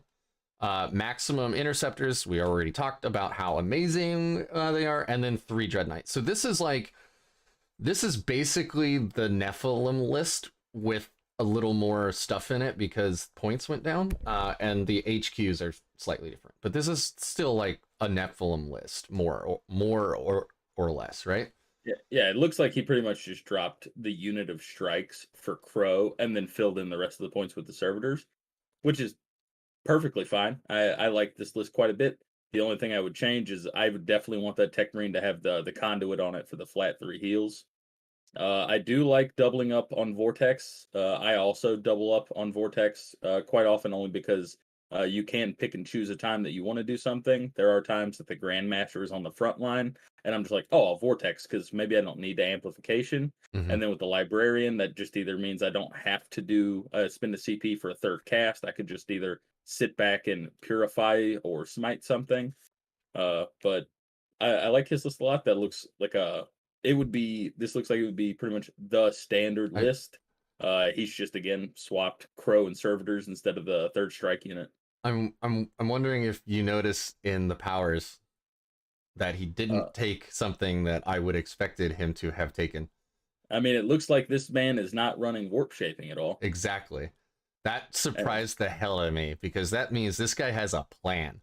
He's like, I'm in Tide of Convergence or whatever. And then he's stuck in that tide for the whole game. He can't change. Yep. But if that works with his, I mean, obviously he won a GT with this list, so like clearly he had a game plan, and it worked out. But I found that very fascinating because every now and then, right? Usually, and I think this is what most folks do, is in the tides, you start in shadows if you go second, then you switch to convergence, and you don't switch out of anything else for the rest of the game. Like, Yep. and if you go first, you just start in convergence. So he's basically just skipping that decision. He's like, I'm in convergence, fuck it. Like, now I don't have to think about this ever again for the rest of the game. So I had that thought process quite a lot, because a lot of games at LVO, I was like, I got AOC, we'll be fine, or I'll just be up against a building, we'll be fine. And it's like a lot of times I'm just like, I'll start in convergence, because boy, that extra 6 inches is sometimes people underestimate how big 6 inches is. That's all I'm saying. Fred just asked an amazing question, by the way. He said, where are the rhinos? Because they're 80 points, and interceptors can go in them, which jump pack infantry and other Space Marine lists cannot, but interceptors can get into rhinos. And then they have 15-inch movement, which is bonkers. Yep. And then they can charge. So, like, wow. Just wow. It's so fast. I ran that at an RTT. I ended up winning it, and I think it's because just the movement, the extra movement was, everybody underestimated it. I mean, I love rhinos. I love them so much. One of the lists I brewed for Arks does have a rhino in it, because I do enjoy putting a 10-man interceptor unit, which I normally always combat squad them. Mm-hmm. But sometimes just putting a 10-man blob in a rhino that you'll move, and then on the next turn, 15-inch movement. That is a lot of movement, and you just charge and slap something, or that's just 40 bolters. Yep. I like rhinos a lot, so it's the reason I'm not playing them right now is with points. I'm not sure what I would cut. So the easiest thing for me to cut would be the swords off of my dreads. Which again, I did that. You know, one of my dreads for LVO was just fists and guns. The fists are better than you think. Unfortunately, they lost the +1 attack from the 8th ed Codex, but strength 12 is no joke. Strength 12, AP 2, flat 2. It's like that. Yeah. That I'm pretty okay with that. It's like, unfortunately, you don't get. It's like I wish you could kind of get more attacks, like a sword sweep profile, but I understand that you can only punch so fast. It would be funny if there was like an actual slap profile, like like you got your like anti-armor, and then you have like your anti-infantry, and you're just like pimp slapping everybody off the board. Hey, you're telling me I can't choose between open hand and closed hand? Yeah, exactly. No, but it's I really want a rhino. It comes down to points. So let's take this gentleman's list for example. He'd be cutting Crow, right? Yeah, that fits exactly. In a rhino. Or you're cutting Tech Marine and something else like a sword. So it just depends on where you want to draw the points from, and are the points that you're drawing from worth it for the rhino? Yeah, it's really hard to just like get rid of your Tech Marine when you're bringing this many Dread Knights. It's like really hard. I actually cringed when you said that. Crow is straight up like you lose Crow, and now you have a rhino with like 1 Hunter Killer missile. That's 85 points. Like exactly, that's a complete swap over. Easy decision, but I mean Hunter Killers suck. But you know, whatever. What are you gonna do with 5 points, right? You give him the extra Storm Bolter. Can you put 2 on a Grey Knights? Yeah, go check your battle scribe. There's a little checkbox for an additional Storm Bolter. Okay. Yeah, this is how often I run rhinos.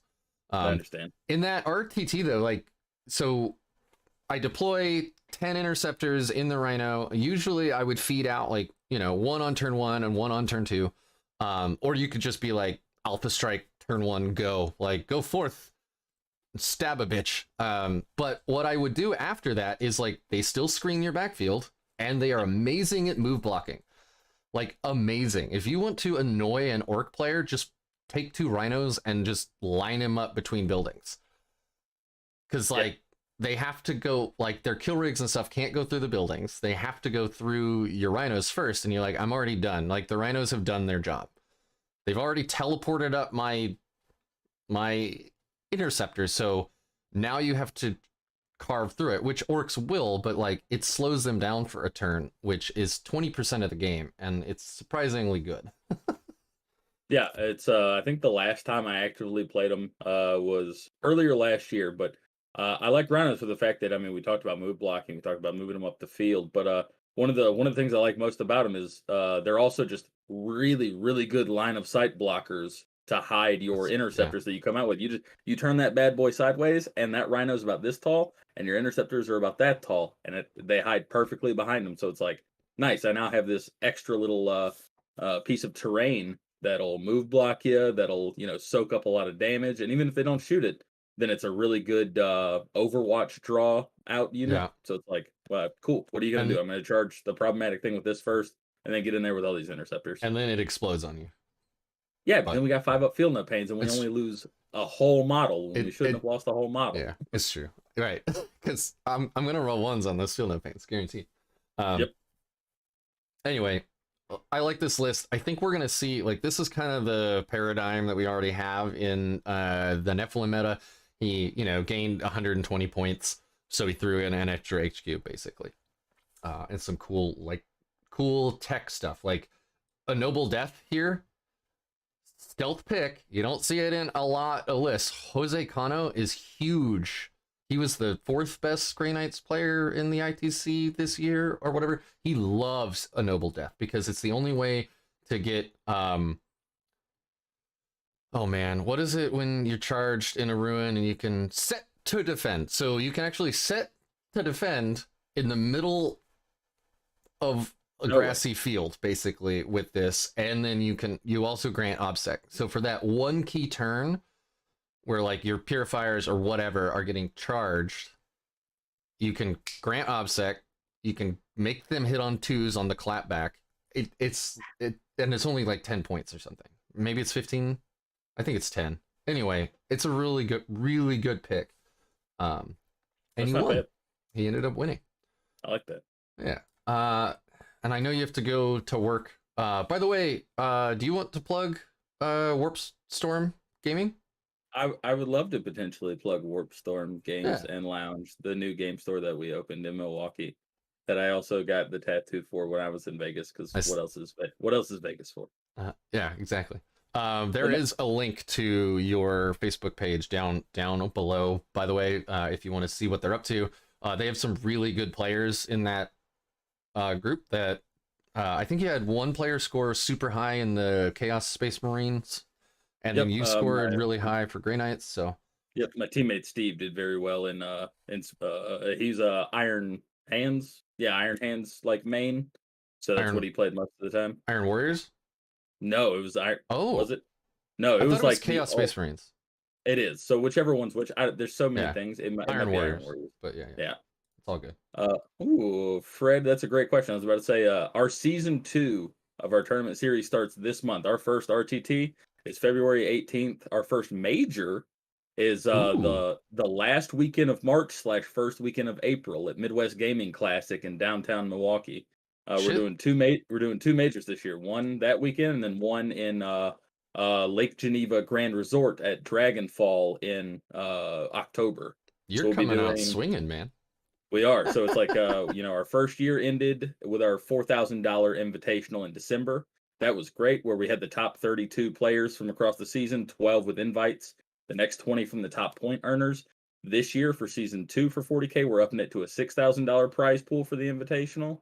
We're also adding on our Age of Sigmar tournament series, a Star Wars Legion tournament series, a Magic tournament series.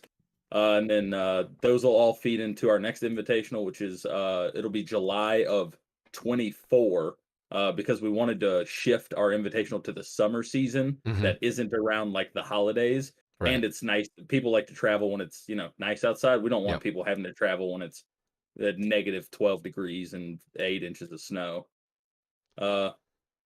Paladin, you heard Legion. We're in Milwaukee, Wisconsin.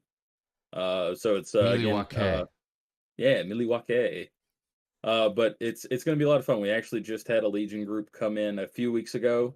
We had 16 players show up for our first ever just like casual day, And then we'll be starting the series for that. I'm currently on the wait list for Adepticon's last chance qualifier for Legion because again, I'm a competitive degenerate and I just Yeah. want to I just want to network with people.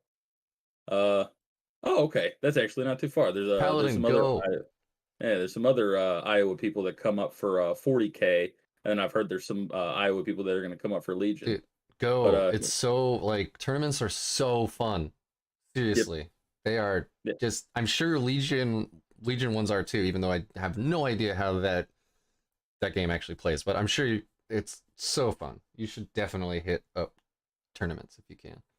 Yeah, people can always check out our Facebook or our website, and we'll have the whole year breakdown event schedule of I believe it's the two majors, or sorry, for this next season because it's a longer season, but this year specifically will be the two majors, a GT, and then 8 RTTs. And then again, the winner of each event, each small event, will get a free invite to the Invitational, which will be a free $6,000 prize pool That's so tournament. cool.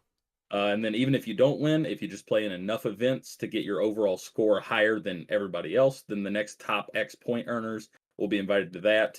We are looking to increase the invitational size since we're doing a year and a half. Instead of being a top 32, we're looking to do a top 64. So the invitational will at least be a major of all free invites. Let's see. Any reason to hit the Brat stop in Kenosha? Milwaukee RTT sounds fun. Yeah, Fred. By all means, again. Right now, our RTT it filled up in the first 12 hours, but we do have a wait list if you want to get on Wow, it. look at you. Yeah.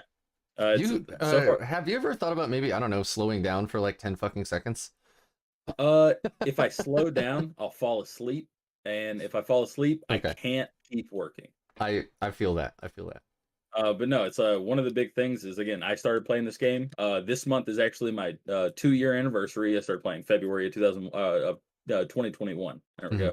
And it's again, I love the competitive scene and the Midwest. Other than Death or Glory, was just there was nothing. So I was like, you know what? I'm going to take all of the magic competitive mindset from events that I've ever attended and try and move that over towards 40K. And there have been a lot of things that we're learning, but we're going to have a lot of cool trophies, a lot of swag. We actually have our 3D print farm up, so we're actually making our own terrain, and we actually give out full table kits of terrain as part of our raffle prizes for all of our tournaments. That's really cool, Stuff man. stuff like that because we just Yeah. want to. We're just trying to help build a community and just have a whole lot of people join the game because I love the community so far. It's definitely one of the nicest as opposed to like Magic, Pokemon, Yu-Gi-Oh, and I just really want to help support it. That's awesome, man. That's like really, really cool. Awesome plug. Again, there is a link to their Facebook page in the description down below if you want to check out what they're doing. I guess I should have assumed it, but I don't have a link to your website yet. If you send that to me, I will add it in after this, though. Yeah, you're good. Cool. So back to Grey Knights. Let's go. So this is a list from Miriam Hall. They went 4-1, placed third at another GT in the UK. I think Auspex Tactics talked about this list as well. And what's really neat about all these lists is they are all different. Like, this is not a cookie cutter thing. Like, everybody found the best build. They all play. They are all very different, which is exciting. So you have a librarian, all the normal stuff. He also has the gem, although their name is Miriam, so maybe I should say them. Anyway, gem of Inoctu again. On the librarian, you have the Grandmaster Dread Knight with all the fixins. You got Drago with all the normal fixins. 3 strike squads. So far, it's looking like your list, man. This looks exactly like your list so far, right? So far, you got me going in the first half. Yeah, actually, it is exactly your list now that I see. This is like exactly what you want to run. So this is 1 Purg squad, 2 Dread Knights, you get your Grandmaster Dread Knight, you have maximum interceptors. This is exactly your list. Now that except I think he went Prescient. Nope, he also went. Are you sure you're not just showing me my list? This is. I mean, now I have notes at the top of each of these windows, and this says Miriam, but now I'm wondering if I did like copy paste it wrong. Yeah, this has to be mine because nobody else is dumb enough to run Ghostly Bonds on the Grandmaster. Oh, okay. Well, here I am trying to make a professional YouTube channel and I mucked it all up. Let's switch over to this one then, and I'll go fix this and we'll go back. So this is Matt Tabor. Went 4th place, 4-1. He took Prescient Brethren, Librarian, Grandmaster, Drago, 3 strike squads.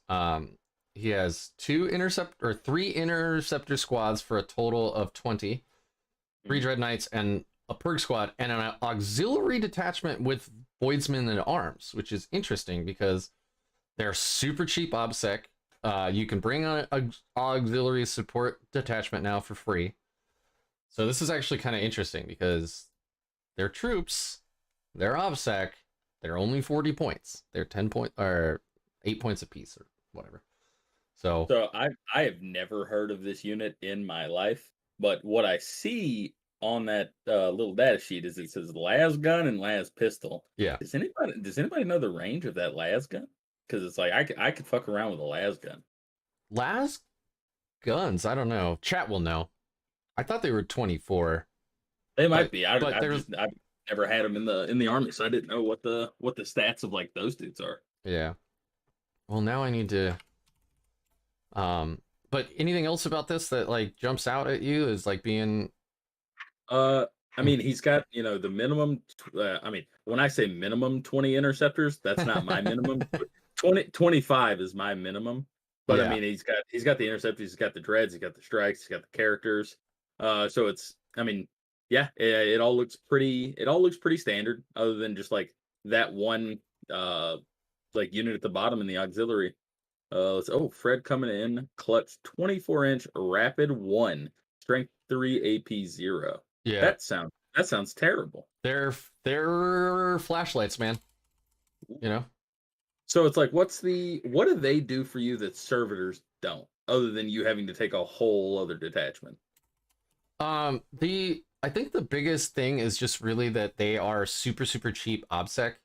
You normally see them also run with like a Rhino or some kind of transport. But I'm not sure. Like, this is one of the reasons I thought this list was so interesting, is because I've seen Voidsmen and Arms in other lists. This has been a thing you've been able to do all through Nephilim, and I think through Knockman as well, but just very few people did, because the usually you could bring them in your battalion or whatever, and now you have to bring them in another allied detachment and stuff. But I don't know. That's an excellent point, honestly. Like, I'm not 100% sure. Could you scroll up and let me see the HQs real quick? Yeah, sure. There you go.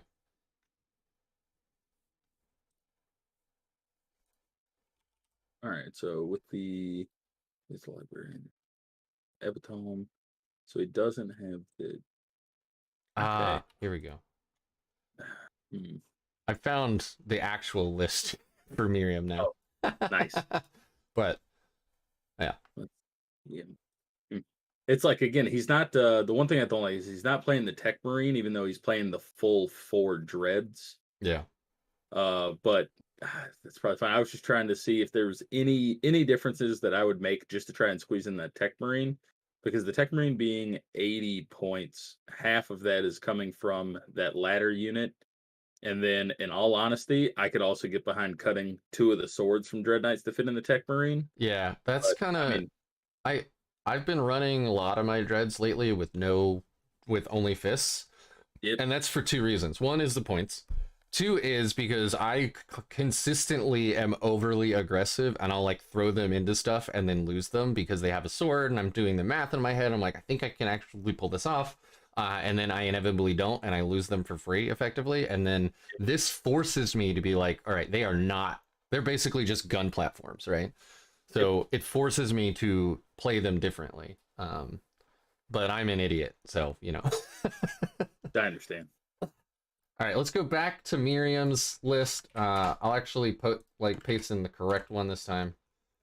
So this is interesting. We have a lot of the same stuff that we do see. So you got your Morlun's Librarian. They did run the actual Tech Marine. They brought the Omen of Incursion, and you have to pay points for its Aspect Scan.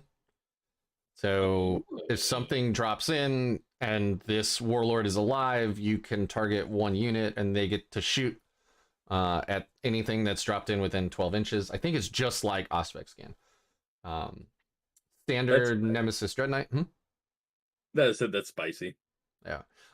If I have 10 points left over, I find myself taking Presage Paralysis to just turn off Overwatch on something. Because there are a lot of things out there that have very dangerous Overwatch with like crazy flamers. You got like Disco Lords with the Bale Flamers. The guard tanks, I think, are going to be stacking heavy flamers on them. So every time you charge a guard tank, you're going to eat 3 heavy flamers in the face.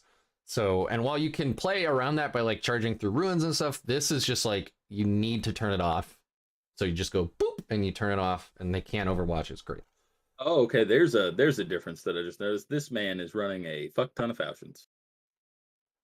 Falchions, and down at the end here, a Razorback, which I also found very interesting. So a Razorback can still fit 5, so you can still put your 1 5-man interceptor squad in it.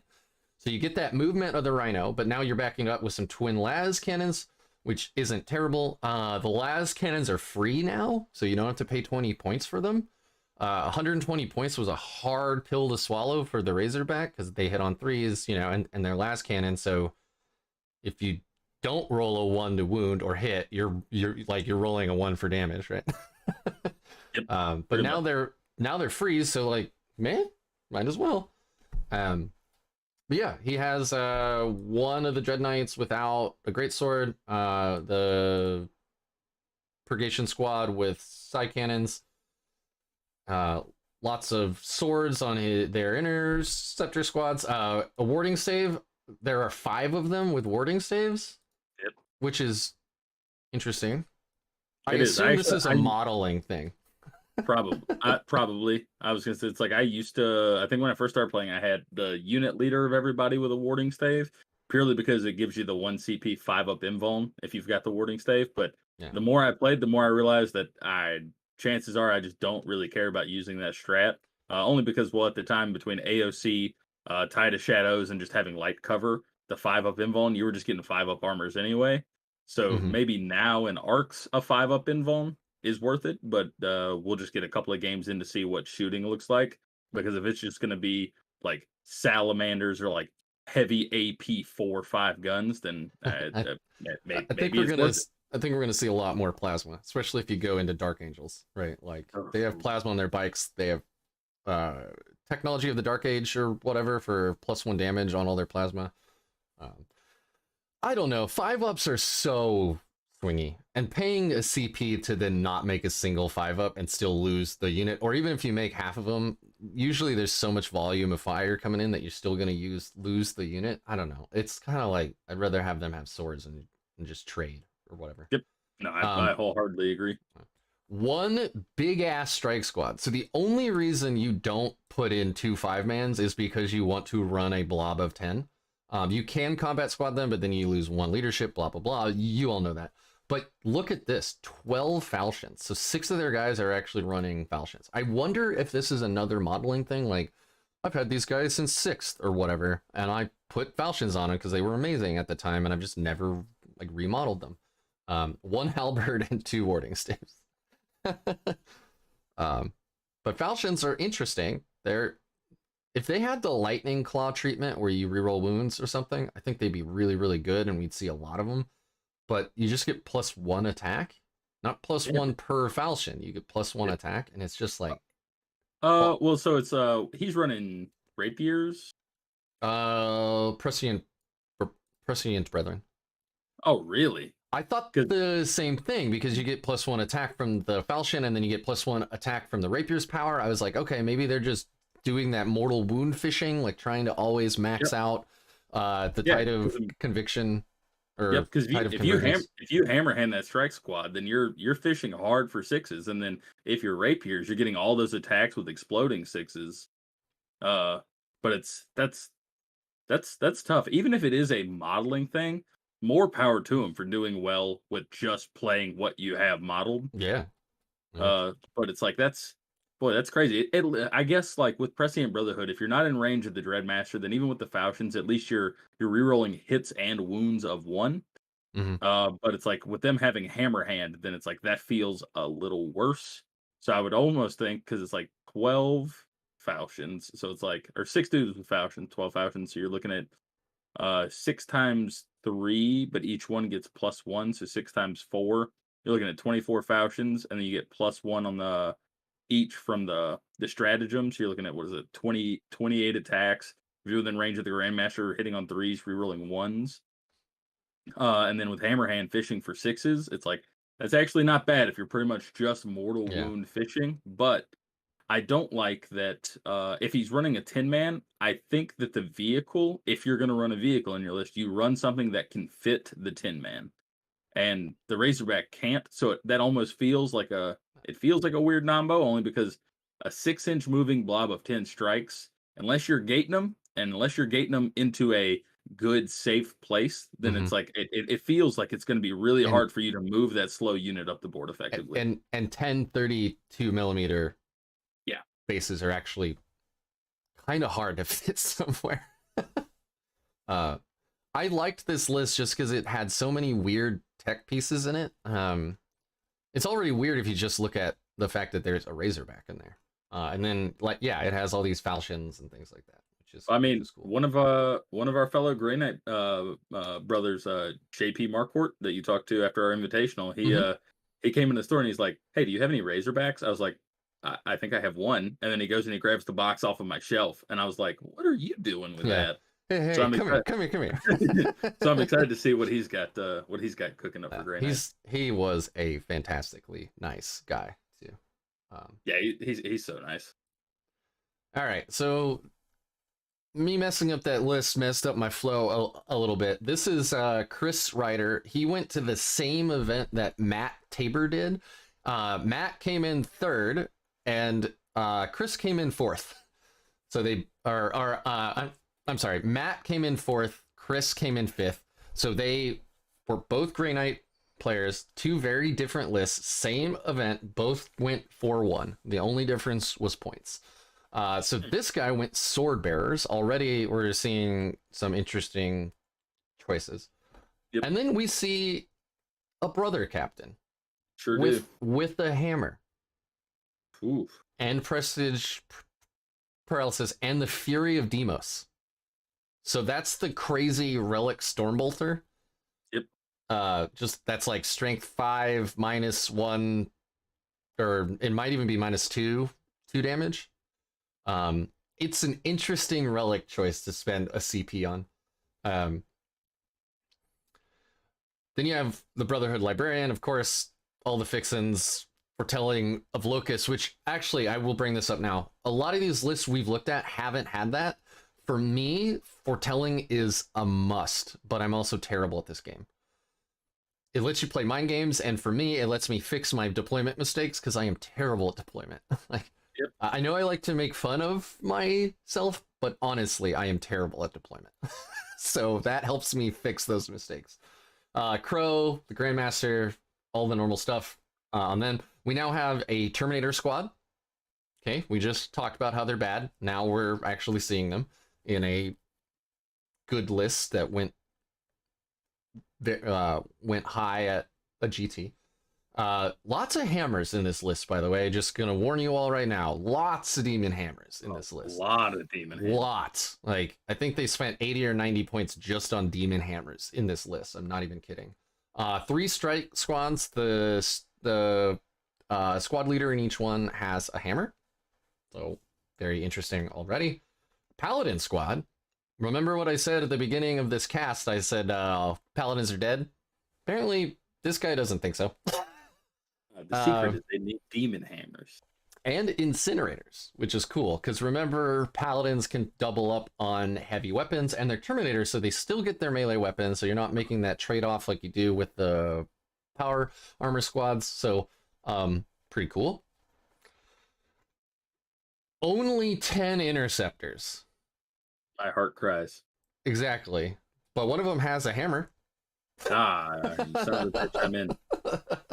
And then we see what we saw in your list and other lists too. You see 2 Dread Knights and a Purgation squad. We all know the Purgation squad is there to guarantee you 5 points on teleport assault. So what do you think? Uh, I like the heavy support lineup. Of course you do. Uh, for the characters, I'm actually one thing that does warm my heart a bit is this is the first list that I think we've seen that does have foretelling of locusts. Because It again, does, that is yeah. to me that is also that's a big staple in the lists I build. Because when we talked about being tricksy, it's the way I deploy. Again, it's I deploy everything pretty evenly across. I have one strike on each flank, backed up by 2 units of interceptors. Then I have the other small characters such as the librarian, probably in the air, and my Tech Marine and or Drago on the ground, probably centered on an objective, so that way I can go left or right. And then I'll put the Grandmaster on the front line, because guess what? I'll run away if I need to. Yeah. Heaven forbid they shoot them on turn 1 and I just get halfway up the board behind something. And then I put all of my Dread Knights on the front line as well, because if I go first, then I just redeploy 3 things that weren't deployed greedily. Yep. If I go second, then it's like, all right, these Dread Knights are gonna move, so that way they don't die. 100% agree. I do the exact same thing. Like I deploy super aggressively. If I go second, I pull back a bunch of stuff. You can't pull back the Grandmaster, but that's fine because if they shoot him, he's whipping off into no man's land or whatever to go on my turn, be a huge menace. Yep. And yeah, I do the exact same thing. Funny thing, by the way, and I learned this at that RTT. Well, actually, luckily I looked it up before, so I never like cheated. Rhinos are not core, so you cannot move them with foretelling of locusts. Yep. Which I was a little sad because like redeploying 10 interceptors that now move 15 onto like the other side of your deployment zone would be super tasty, but you can't do that. Yeah, Boo. I wish. Yeah. So we talked about a lot of lists. It's been almost 2 hours. I know you have to go to work soon. So how do you? I guess I'll just maybe for like a sound bite or whatever. How do you feel about Grey Knights into AOO, man? Like, Uh, I feel like we are no longer going to be the sleeper unit or sleeper army. I feel like a lot of people, just as Fred mentioned, are going to be switching over, and we're going to see a lot of crazy lists with teleport assault and behind enemy lines. It's actually it both makes me happy and sad to see a lot of people messing with purgation squads now, because unfortunately that means I'm not original, but it's hard to be original these days. well, I mean, if it makes you feel any better, the Storm Raven is still bad. Arguably, it's Oh, even worse than it was because it has to true. start off the board now and stuff. But yeah, Storm Raven's still bad. At least some things don't change. I agree with you. I think I think we're gonna see a lot more Grey Knights. I think we're gonna see them doing very well. They're gonna be piloted by some fantastically talented people, and that's good and bad because, like you said, if you knew how to play them, you could run into people who are like, I've never played Grey Knights before. I don't know what you do. Just kill me or whatever, right? You're like, Yep. okay. But now that won't be a thing. But it will be cool to see lists changing. I love that 40k changes up the meta every now and then. The Arks of Omen detachment obviously just throws every list you've ever had out the fucking window. You have to start from scratch regardless of what faction you're playing, which is neat. So we're gonna see some cool stuff, I think. Yeah, I'm very excited to see what comes from Arcs. If I can keep you for another few minutes, I do want to remind everybody here, and I meant to do this earlier like twice, and I totally forgot. We do this live so you can ask questions.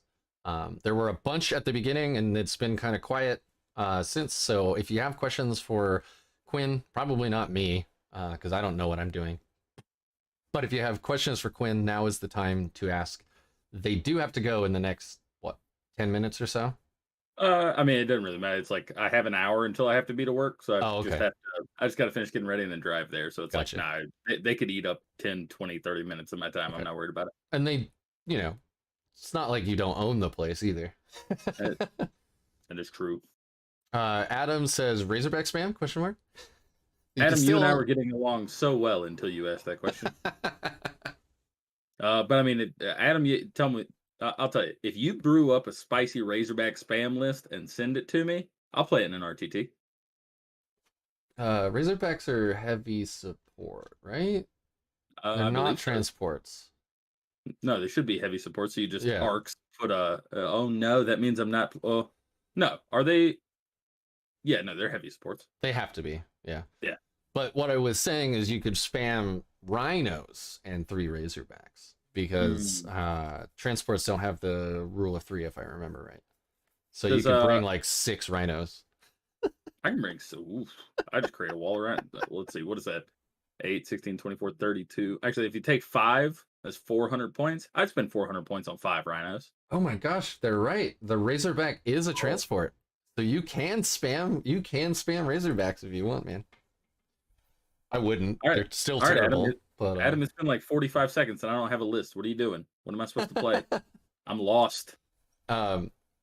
They don't get rerolls from Drago. They're not core. They can get the chapter master rerolls, but they can't get the bubble. They're not core. They have smokescreen though. That's kind of neat. They do have smokescreen. A Yeah. lot of las cannons. A lot of free las cannons. Yeah, they are still 100 points, so it's kind of like. All right, yeah, but if we quick math it, all right, we got a kitted out Tech Marine with conduit and foretelling. Boom, we're at 95 points. We got like 5 Razorbacks. +1 to wound. Ooh, Yeah, man, look at you Fred coming here with sword bears. You would absolutely have to, if you're going to do this, you would have to run sword bears. Yeah. Yeah. Load them with, I mean, yeah, it would just be like I would put 5 interceptors in every single one of them. In every single one of them. That puts me at my 25 interceptors. We got 5 Razorbacks with las cannons. We got a Tech Marine, and then what else are we doing there? Are we still doing? Are we still Dragoing? Maybe double. Can we double Tech Marine? Is that a thing? Yes. Yeah, you can. We're doing it. We're breaking it. Yeah. All right. One sec. I'm just gonna pull up Battlescribe. Don't mind me. I was actually already doing that. Yeah, this is perfect time. This is the interactiveness that I need. Yeah, I'll let you do it, but this is hilarious to me. It started as a joke, and we're fucking running with it. All right. Let's Razorback. Yeah, you could actually take 3 Tech Marines if you wanted to. Oh my Christ! All right, hold on. Because they're not named, so you can take more than one, and the rule of 3, you can have up to 3 of them. Conduit. I love that you're just like going ape shit over there right now. I've never seen this man type this fast before. I am so excited. 5 Razorbacks. Give me a second. Let's add some. You have to have at least 25 interceptors then, because you need 5 in each Razorback. Oh, I know. I'm just trying to make sure that we're good to fit everything in there. Boy, this means I got to buy a fuck ton of Razorbacks. I'm not excited, but I'm excited. You could always run it on TTS for a few games first. I have tried playing TTS only a few times, and it takes 6 hours to play like an hour and a half game.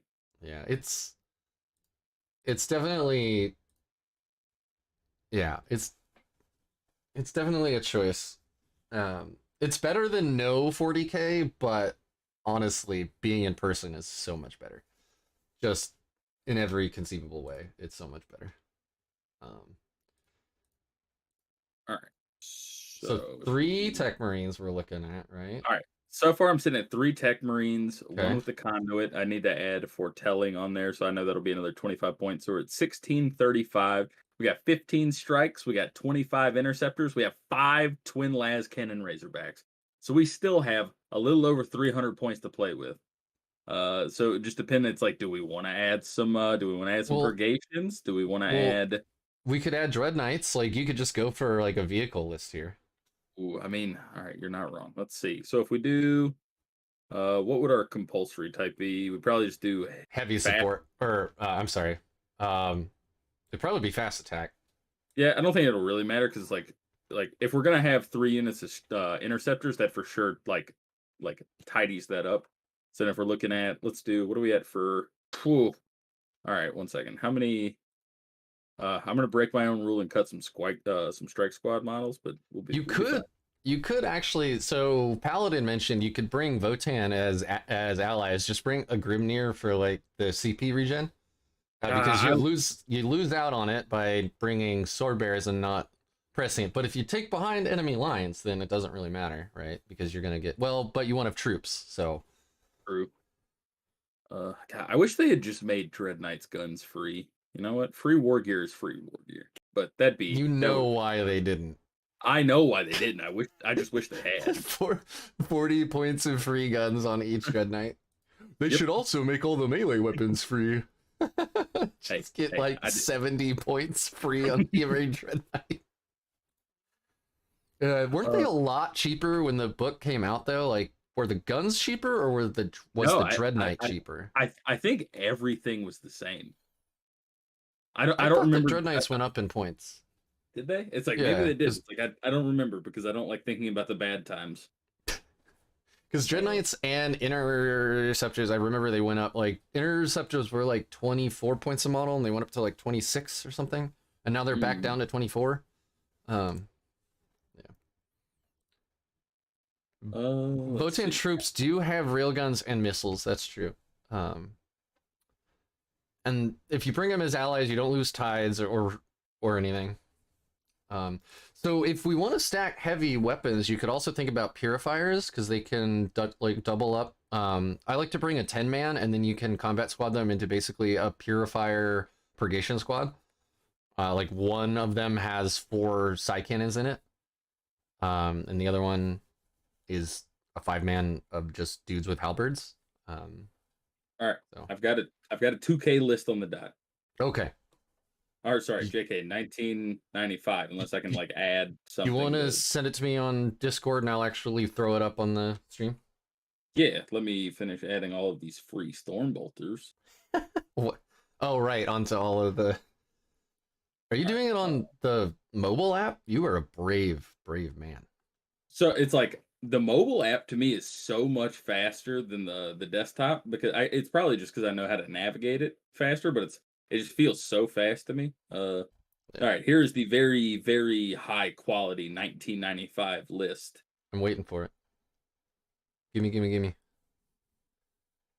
Because I want everyone else to see this absolute absurdity that we've created. Yeah, Quinn Kotecki hot take on Arks with 5 Razorbacks. Yeah, quick, send it to Auspex Tactics. I'm sure he'll do a special video just about it. Let's see. All right, Adam wasn't far off, but oh wait, JK, you said to send it to you on Discord, and I'm an idiot, and I literally sent it to you on Facebook. I'm sending it to you. Oh no, that's fine too. I just want it. Oh, you're good. I mean, it is now also sent to you in Discord. It's cool. Just because I was too excited that I didn't even hear where you said to send it. I dig it. All right, here we go. Sword Bearers, Arks of Omen. You can bring some servitors because you have 2 Tech Marines and a Grandmaster in the Nemesis Dread Knight. You didn't give him anything on here, but I know you were trying to like go very, very fast, so I assume this guy will be like the tricked out one. Oh yeah, the Grandmaster will use up a lot of CP to get the cool stuff. Yeah, you have 25 Interceptors, 3 Dread Knights, 5 Razorbacks, 1995. You could put a Hunter Killer on one of these Razorbacks and it would be exactly 2000. This list is hilarious. Yep. I can't believe this is legal. Like, I this like is a legal list. In all honesty, because I have a unit of servitors and 25 interceptors, I feel like I could win a game with this list because it's like that's a lot of las cannons that are going to get +1s to wound. Yeah, and it's like so okay. So here we go. So it's like unfortunately, what's lodestone goes off on what, a 7 for the first cast? Yeah, I think it's a 7. All right, so we go the tide that we talked about. Nobody goes, and then we just send up the interceptors, and we just start lodestoning everything, and then we just try and pop it off the board with las cannons and dreadnought. Yeah, I mean it could work. What's funny in this list is that if you have 1 Razorback with twin las cannons, they'll just be ignored for the whole game, effectively, right? But when you have 5. 2 of them are hitting on 2s, right? And now you got +1 to wound because it's a Sword Bearer's vehicle, so all the Dread Knights also get +1 to wound. You're actually thinking about like you're firing into a Regal Dorn, or Rogel Dorn, which is like T9, right? With a bunch of strength 9 guns that are now gonna be wounding on 3s. It's pretty kind of spicy, and the Dread Knights going into melee. I know the power is only for actually shooting, but the Dread Knights get reroll wounds from Hammerhand and everything. It looks like, oh, True Name Shard is also 5 points. You could put that in there just for an extra fuck you against demons. Ooh, Fight last. I do hate demons. And then Fred is saying, serious question. That's an important caveat because this has been insane and not very serious for the last like 10 minutes. But they're not a fan of the swords.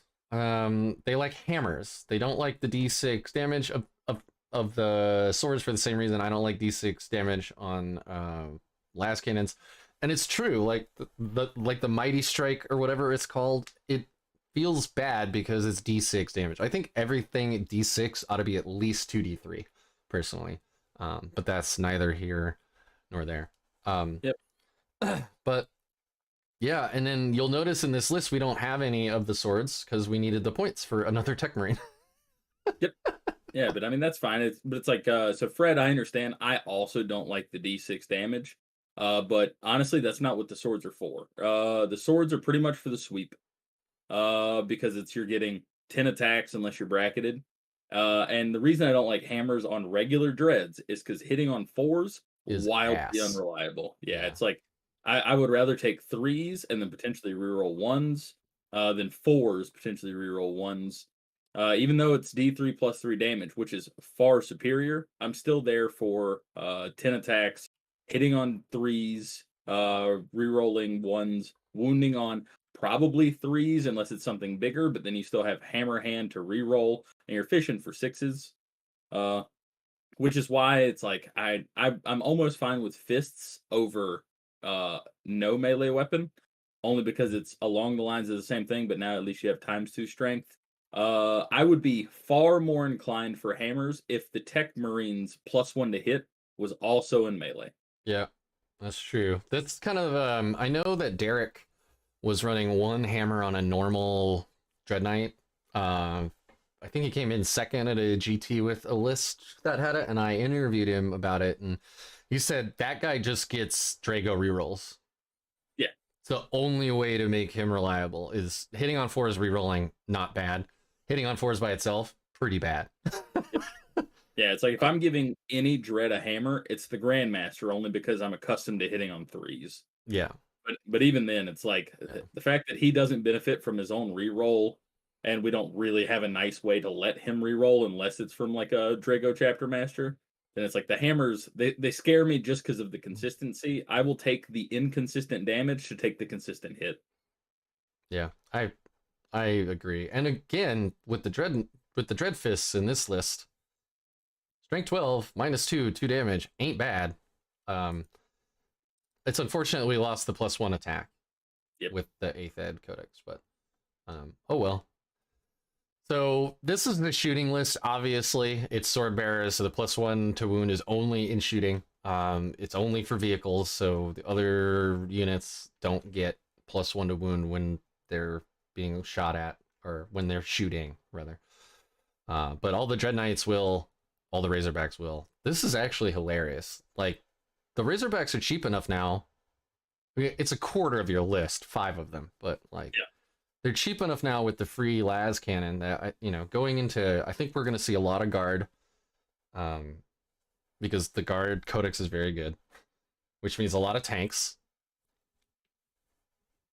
which means las cannons are good. You hope, except for you'll roll 1 or 2 damage, almost guaranteed, or at least I do. Yep. Yeah. Yeah, but that's what our CP rerolls are for. Yeah, for sure. Yeah, you can roll a 1 into a 1. Okay. We call that a Steven roll in my group because he will always do that. Like, my first bat rep ever, we counted. There's like a counter for the Steven rolls, and he did like 7 or something in just the first bat rep that we ever did.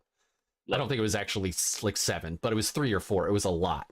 He rolled a 1 into a 1 like 3 times. It was nuts. That's impressive. Yeah, that's how I feel. That's how I feel with my saves. I will save every single save when it's a big damage weapon, but I will 100% fail a death by 1,000 cut 2. Yeah, just Stormbolters. Yeah. Yep. Yeah, I love it. All right. Well, everybody. It's been 2 hours. I'm gonna let Quinn go. He needs to go run his business now, and it sounds like he's very, very busy. So I'm gonna let Quinn go. Thank you, everybody, for joining. Don't forget to like and subscribe and all that stuff. I know it bothers everybody when you say that, but it's true. Like, it helps. So share this with folks. Slap that button. Yeah. Slap that like and subscribe button. I'll be talking to Derek soon. I know he really wants to talk about this. I also want to talk with Headstrong. Matt is also placed like very, very well. So you'll have lots of Green Eye content coming. I know Denise wants to meet up again about Deathwatch, so we're gonna have a lot to talk about here soon. Arks of Omen really shook stuff up, so stick around, everybody, and don't forget to call your mother. All right.